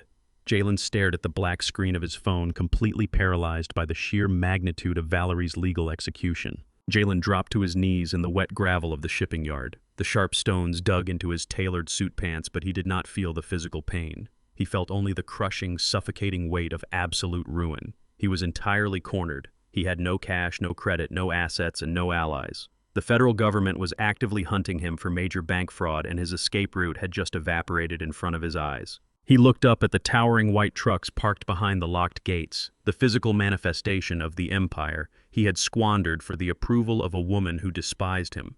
The rain began to fall again, mixing with the dirt on his face as he stared at the flashing lights of the marshal's vehicles in the distance. He was a fugitive sitting in the dirt of his own making. As he knelt there in the mud, entirely stripped of his power and his pride, his cell phone began to vibrate in his hand. The caller ID flashed brightly against the gloomy afternoon sky. It was Monica. She was calling from an unlisted hotel number downtown, hiding from the immediate fallout of the charity gala disaster. Jalen almost ignored the call, disgusted by the very sight of her name. But sheer desperation forced his thumb to swipe the screen. He brought the phone to his ear, expecting another torrent of venomous insults. Instead, Monica's voice was eerily calm, stripped of her usual hysterical rage. "I have a way out for both of us," Monica whispered through the receiver, offering a sinister, calculated deal designed exclusively to save her own skin. The rain soaked Jalen to the bone as he held the phone to his ear. Monica's voice lacked any trace of the panic she had displayed on their front lawn. She spoke with the chilling, flat precision of a mercenary negotiating a hostage release. "I took a detour before I checked into this hotel," Jalen, Monica stated. "I went to your private home office and opened the wall safe behind the bookshelf. I know you kept a physical encrypted hard drive there. The one containing every single illegal wire transfer you routed through the Cayman Islands to evade federal corporate taxes over the past 5 years. Jalen felt his stomach drop into a bottomless abyss. That drive was his absolute darkest secret, completely separate from the loan forgery. If the federal agents acquired that specific ledger, he would not just face bank fraud charges, he would face decades in a maximum security penitentiary for massive tax evasion. "I have the drive in my hand right now," Monica continued, twisting the metaphorical blade. "I know you set up a ghost account holding $200,000 in untraceable cryptocurrency for a worst-case scenario. Transfer those exact funds to my digital wallet within the next 60 seconds. If you refuse, I am walking directly into the local FBI field office and trading this hard drive for full legal immunity." Jalen gripped the phone, his knuckles white. The sheer audacity of her extortion temporarily overrode his terror. She was actively blackmailing him while he sat cornered by federal marshals in a muddy shipping yard. "I cannot access those funds without triggering a global network alert," Jalen shouted into the receiver. "You are out of your mind. I am not giving you a single cent." Monica did not waste breath arguing or pleading. She simply ended the call, cutting the digital connection with absolute finality. She knew Jalen was too arrogant to surrender his final safety net, even with a federal prison sentence hanging directly over his head. She tossed her burner phone onto the passenger seat of her rental car and accelerated down the rain-slicked downtown avenues. She had a secondary, far more lucrative strategy already in motion. If she could not extort her husband for escape cash, she would sell his entire operational playbook to his most vicious commercial enemy. She steered the vehicle toward the towering glass and steel headquarters of Apex Logistics. Apex was the absolute largest freight competitor in the region. They had spent the last 5 years engaged in a brutal cutthroat war with Vanguard Construction for regional market dominance. Monica knew the Apex executives would pay an exorbitant sum in untraceable cash for the encrypted hard drive. The device contained not only Jalen's illegal tax records, but also the complete, highly classified client manifests and proprietary trade secrets of his entire supply chain. She pulled into the underground parking garage, grabbed her designer handbag containing the stolen hard drive, and marched directly to the executive elevator. She bypassed the security desk by claiming she held vital time-sensitive corporate intelligence regarding Vanguard's sudden operational collapse. The receptionist, eager to capitalize on a rival's downfall, buzzed her straight up to the top floor. Monica stepped out of the elevator and strode confidently down the plushly carpeted hallway toward the primary executive boardroom. She was fully prepared to commit high-level corporate espionage in exchange for a first-class, one-way ticket out of the country. Monica pushed open the heavy frosted glass doors of the Apex boardroom. The expansive room was dimly lit, illuminated only by the gray afternoon light filtering through the floor-to-ceiling windows. At the far end of the long mahogany table, a single high-backed leather executive chair sat turned away from the entrance, facing the sweeping city skyline. Monica walked confidently to the center of the room, tossing the encrypted black hard drive onto the polished wood surface. "I have the complete internal operational network of Vanguard Construction on this drive," Monica announced to the back of the chair. "I am fully aware your firm wants to absorb their market share. I am willing to hand over their entire client manifest and proprietary routing algorithms right now for $500,000 in unmarked, non-sequential bills." The leather chair remained motionless for a fraction of a second. Then it slowly swiveled around. I sat in the executive chair, wearing my perfectly tailored suit, my hands resting calmly on the armrests. Monica stopped breathing. The confident, predatory smirk instantly vanished from her face, replaced by a mask of sheer, unadulterated terror. Her eyes darted wildly around the empty boardroom, her mind frantically trying to process the impossibility of my presence in the headquarters of a rival corporation.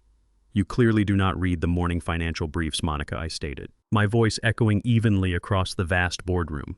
"2 days ago, immediately after you dumped me in a lockdown facility, I executed a quiet, aggressive corporate buyout. I used the $3 million I transferred into my federal trust to purchase a controlling majority stake in Apex Logistics.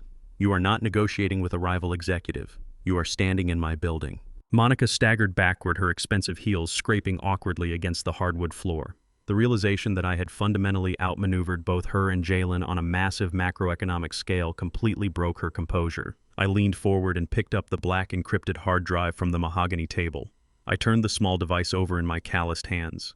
"You walked into a corporate headquarters and actively offered to sell highly classified, proprietary trade secrets to a competitor," I explained, keeping my tone strictly professional. "Extorting your husband for his tax evasion records is a severe domestic crime.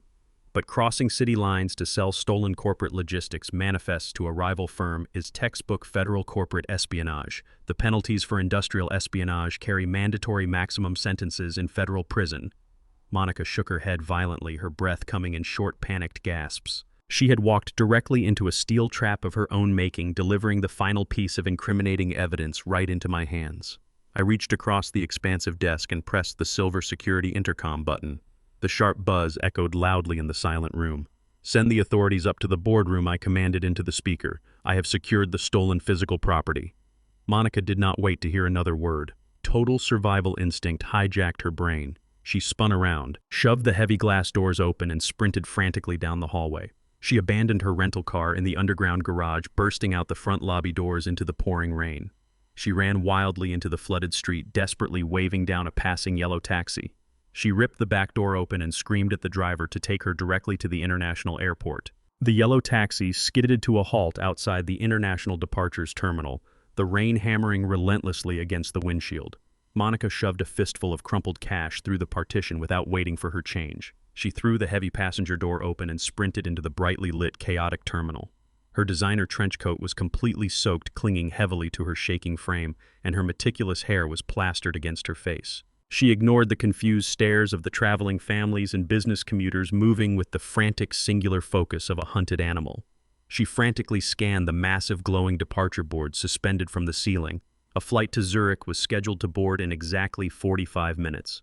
Switzerland was her absolute final lifeline, a fortress of banking secrecy where she could disappear permanently and rebuild her stolen life.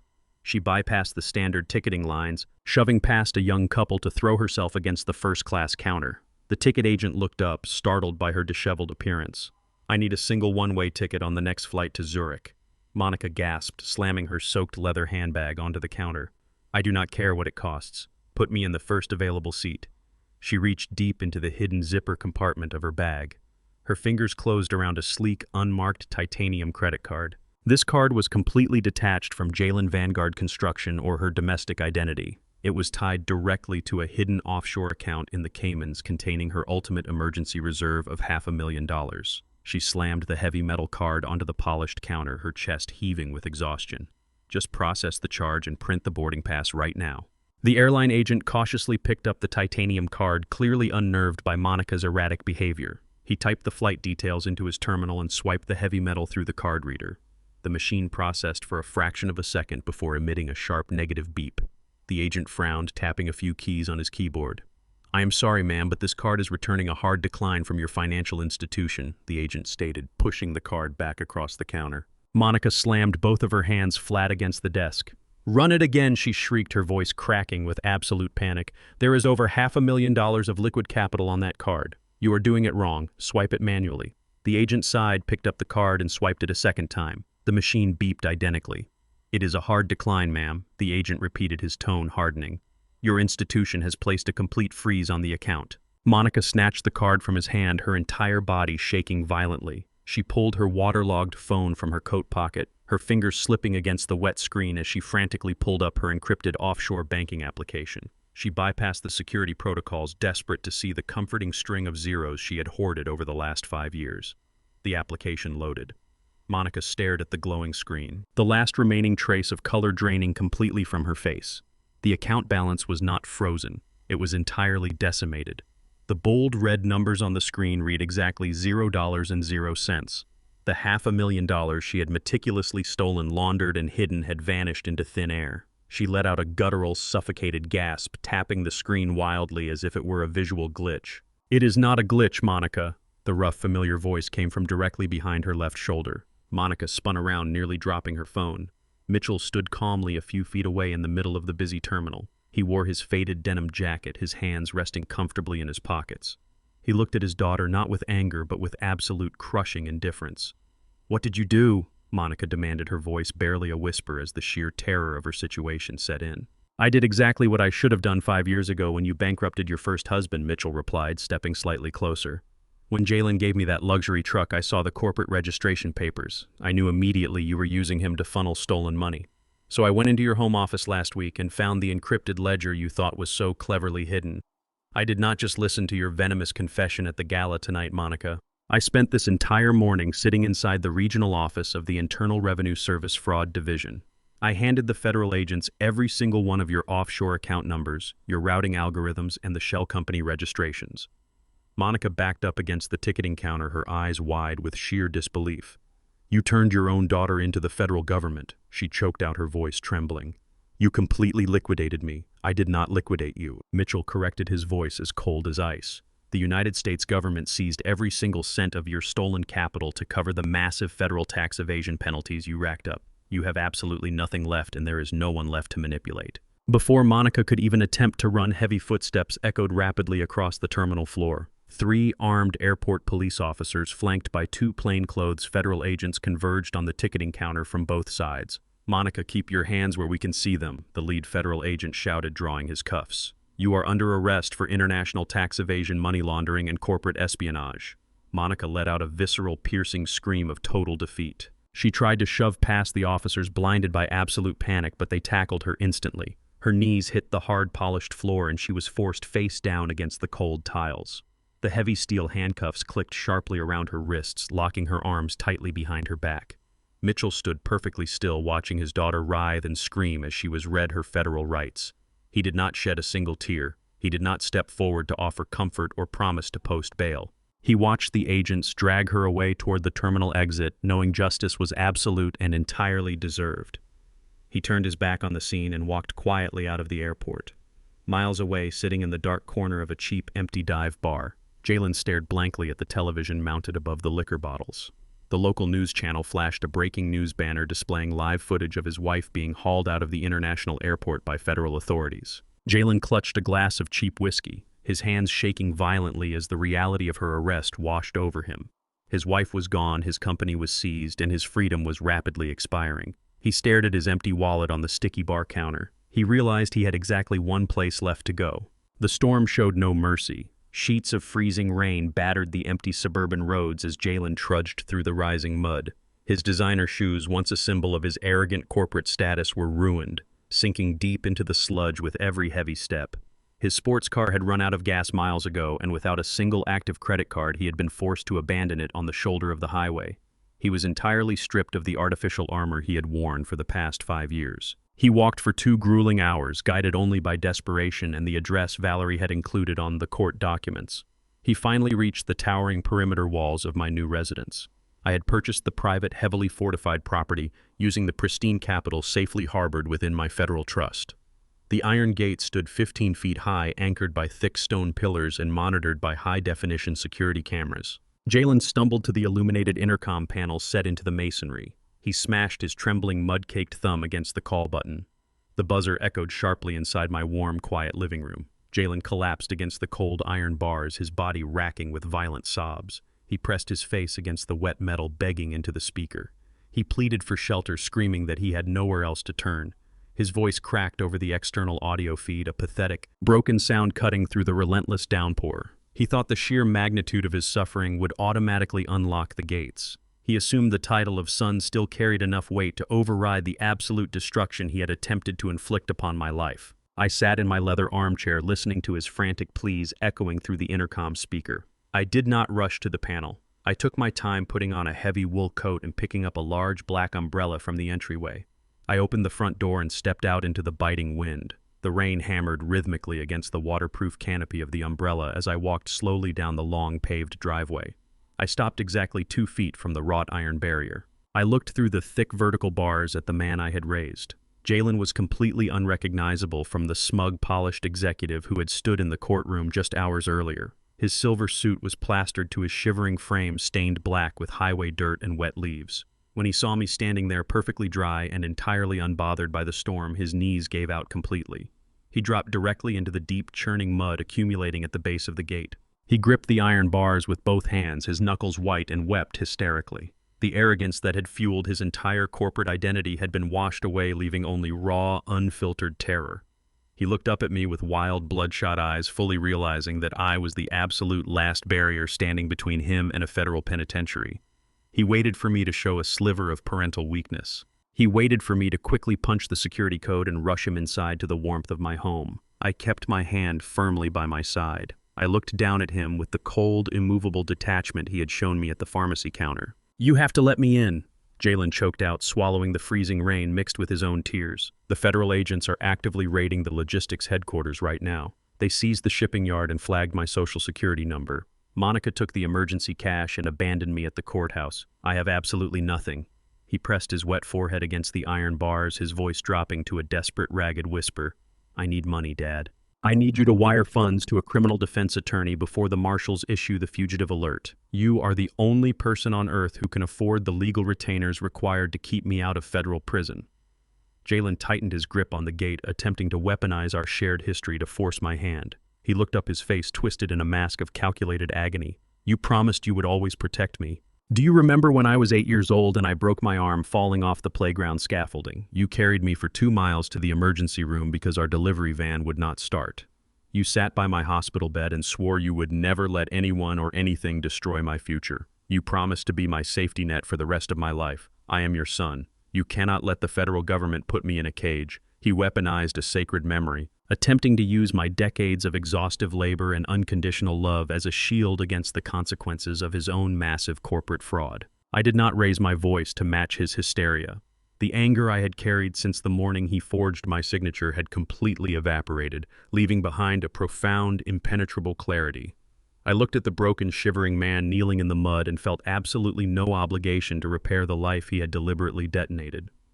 "I took care of you for 40 years, I said softly, my words slicing cleanly through the sound of the heavy rain. "I broke my spine operating heavy machinery to ensure you never had to beg for anything. I handed you a thriving, debt-free empire on a silver platter. You chose to throw me away. You allowed a greedy, parasitic woman to convince you that my life was an expiring asset. You attempted to erase my mind, steal my legacy, and lock me in a concrete ward simply to finance a luxury lifestyle you did not earn." Jalen sobbed violently, shaking his head in a futile attempt to deny the absolute truth of his actions. "I was wrong," he wailed, burying his face in his muddy hands. "I was so incredibly stupid. I will sign the entire company back over to you. I will do whatever you want. Please just pay for the lawyer." I watched him trade his last shred of dignity for the illusion of an escape route. His apologies were entirely hollow, born from the terror of consequences rather than any genuine moral regret. I did not punch the gate code. I did not offer a comforting hand. I reached deep into the inside pocket of my heavy wool coat and slowly pulled out my worn leather wallet. I opened the frayed leather folds of my wallet. This was the same wallet I carried every single day on the dusty construction sites for 4 decades. My thick fingers deliberately bypassed the large stack of emergency cash I now kept securely tucked inside the hidden compartment. Instead, I carefully extracted a single crisp $20 bill. It was completely dry and shielded from the torrential downpour by the heavy wool of my dark winter coat. Jalen watched my hands with wide, desperate eyes. He stopped sobbing for a fraction of a second as his brain frantically tried to process the visual information. He genuinely thought I was pulling out a premium black credit card or a blank check to hand him a multi-million-dollar legal retainer. He actually believed my deep fatherly instinct had finally overpowered my cold logic. I stepped directly up to the wrought iron gate until the cold, wet metal brushed against the front of my coat.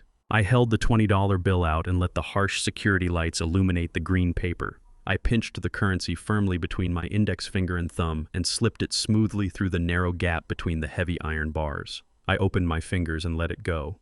The bill fluttered downward and was caught briefly by a violent gust of freezing wind before spiraling into the deep, churning sludge accumulating at the base of the gate. It landed face up and sank instantly into the dark, freezing mud right next to the ruined, expensive dress shoes my son wore.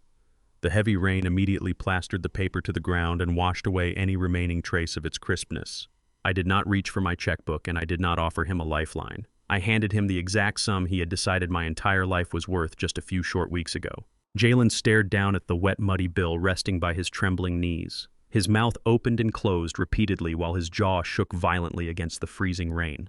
The grand illusion of a multi-million-dollar rescue evaporated completely and was replaced by the sheer insulting reality of a single piece of wet currency. He looked from the mud up to my face, and his bloodshot eyes swam in absolute, unfiltered confusion. He choked out a pathetic, ragged whine, asking me what this was supposed to be. He screamed that he was a wealthy corporate executive facing decades in a federal penitentiary and accused me of throwing pocket change at him in the dirt. I did not flinch or step back. I looked him dead in the eyes and ensured my gaze held the absolute heavy weight of 40 years of exhausted physical sacrifice.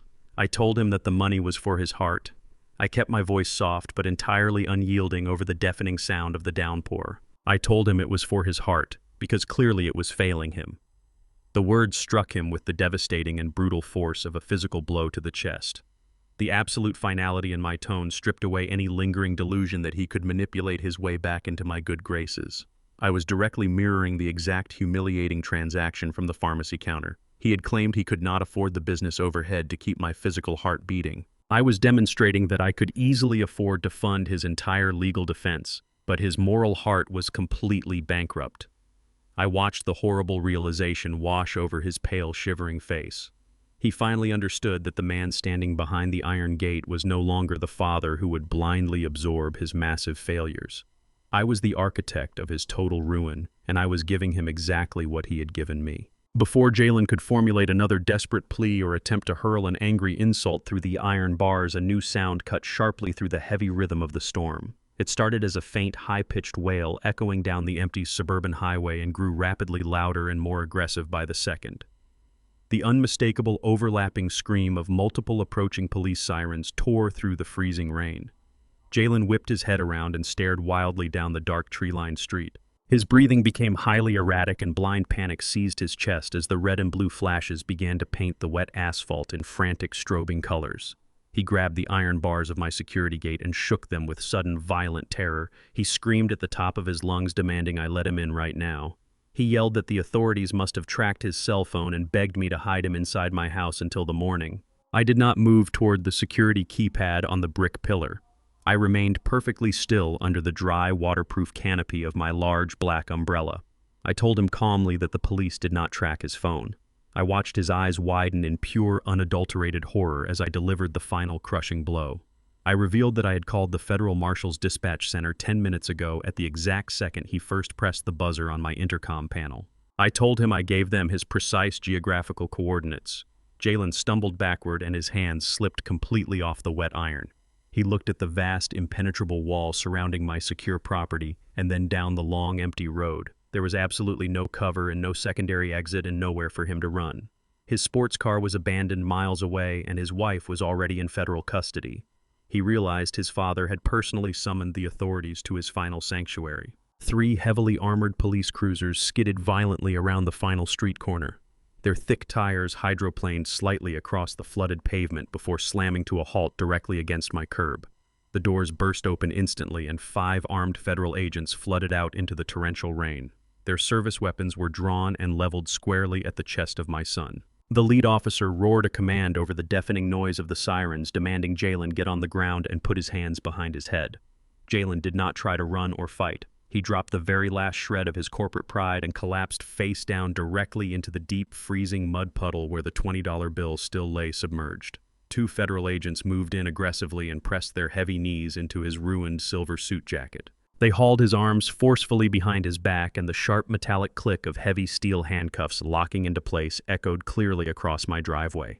I stood on the safe side of the wrought iron gate and watched impassively as the lead agent leaned down to loudly read Jalen his federal rights. The boy I had spent 4 decades breaking my back to elevate was hauled roughly to his feet. He was completely covered in thick sludge and dragged mercilessly toward the back of a waiting squad car. He did not look back at me a single time. The officers shoved him into the rear seat and slammed the heavy reinforced door shut to seal his fate forever.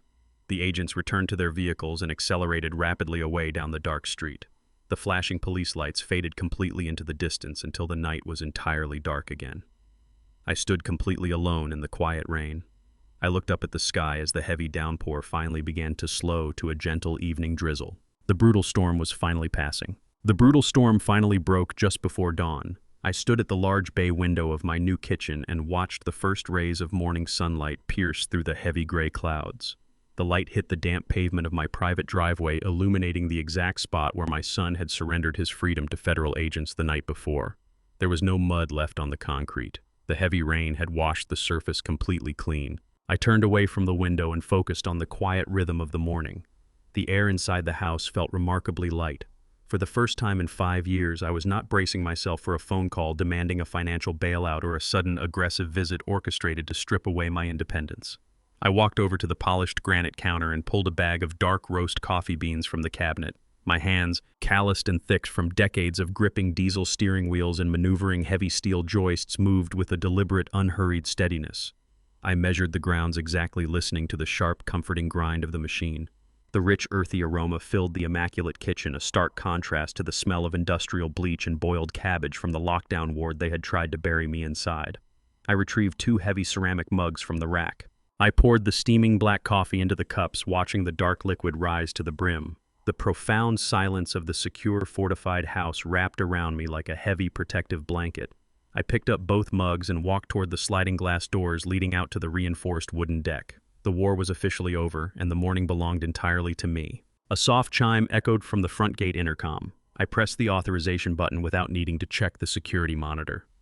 2 minutes later, Mitchell walked around the side of the house and stepped up onto the rear wooden deck. He wore the same faded denim jacket, but the profound exhaustion that had haunted his eyes at the airport terminal was gone.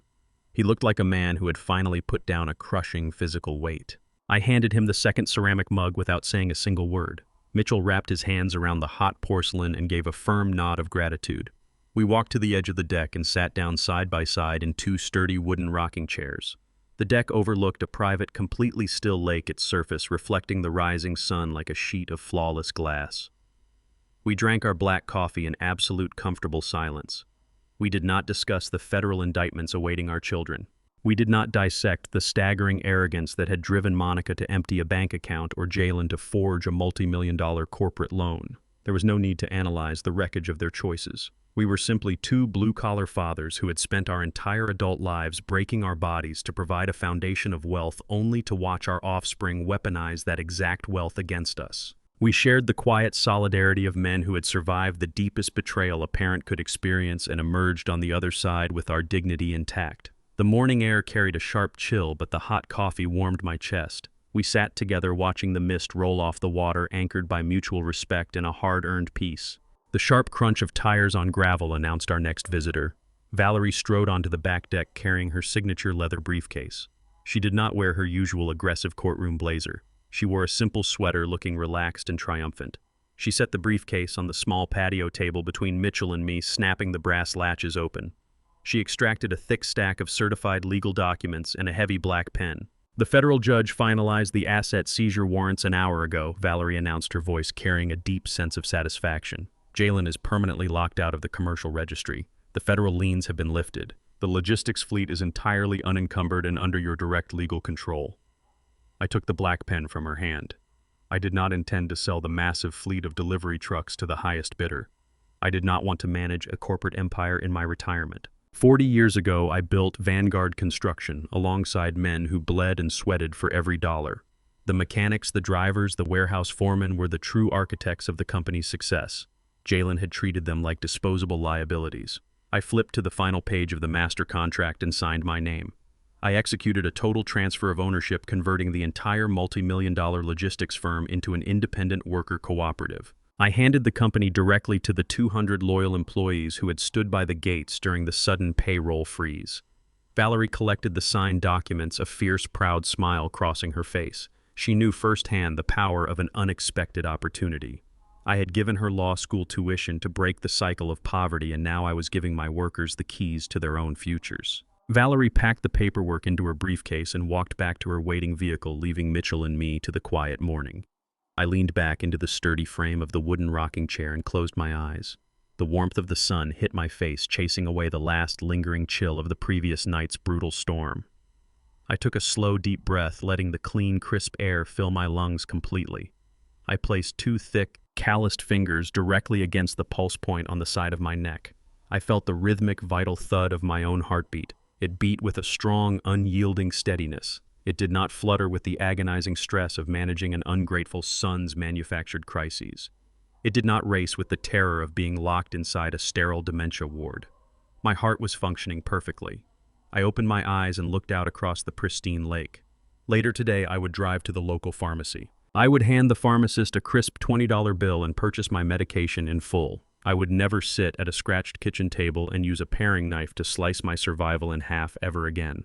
I had surgically removed the toxic elements from my existence. I had outsmarted the predator who thought my age equated to weakness. I reclaimed my autonomy, my fortune, and my undeniable right to exist on my own terms. The empire I built was safe in the hands of the people who earned it. Mitchell took a slow sip of his coffee beside me. The water rippled gently in the distance. I sat in the absolute sanctuary of my own making, a man who had fought the ultimate silent war and secured an unbreakable peace. 6 months passed since the heavy steel gates of the federal penitentiary closed behind my son. I stood on the elevated metal catwalk of Vanguard Construction, looking down at the bustling shipping yard. The massive diesel engines hummed with a renewed, vigorous energy.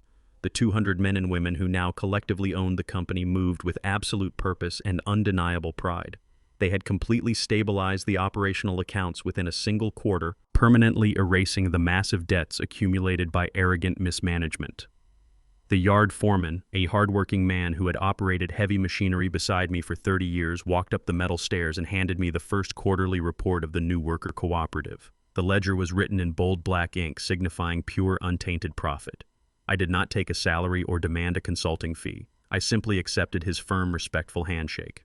I walked back to my car, breathing in the sharp, familiar scent of engine oil and damp earth. I felt a profound sense of completion. I had not just saved my own life from a devastating financial trap. I had secured the permanent futures of the loyal people who truly deserved it. The empire was finally in the right hands. True legacy is never defined by the blind accumulation of wealth or the unconditional surrender to ungrateful children. It is forged through the absolute demand for mutual respect and the immense courage to dismantle what you built when it becomes a weapon against you. Blood alone does not guarantee loyalty. Family is a sacred title earned through shared sacrifice, not a biological right used for financial extortion.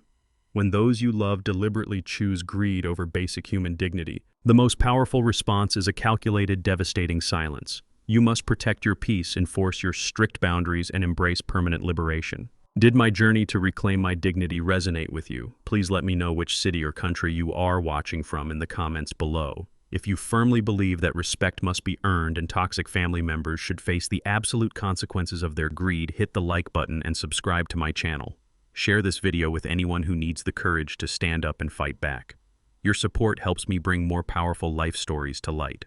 I look forward to reading your thoughts. See you in the next video, and always protect your peace.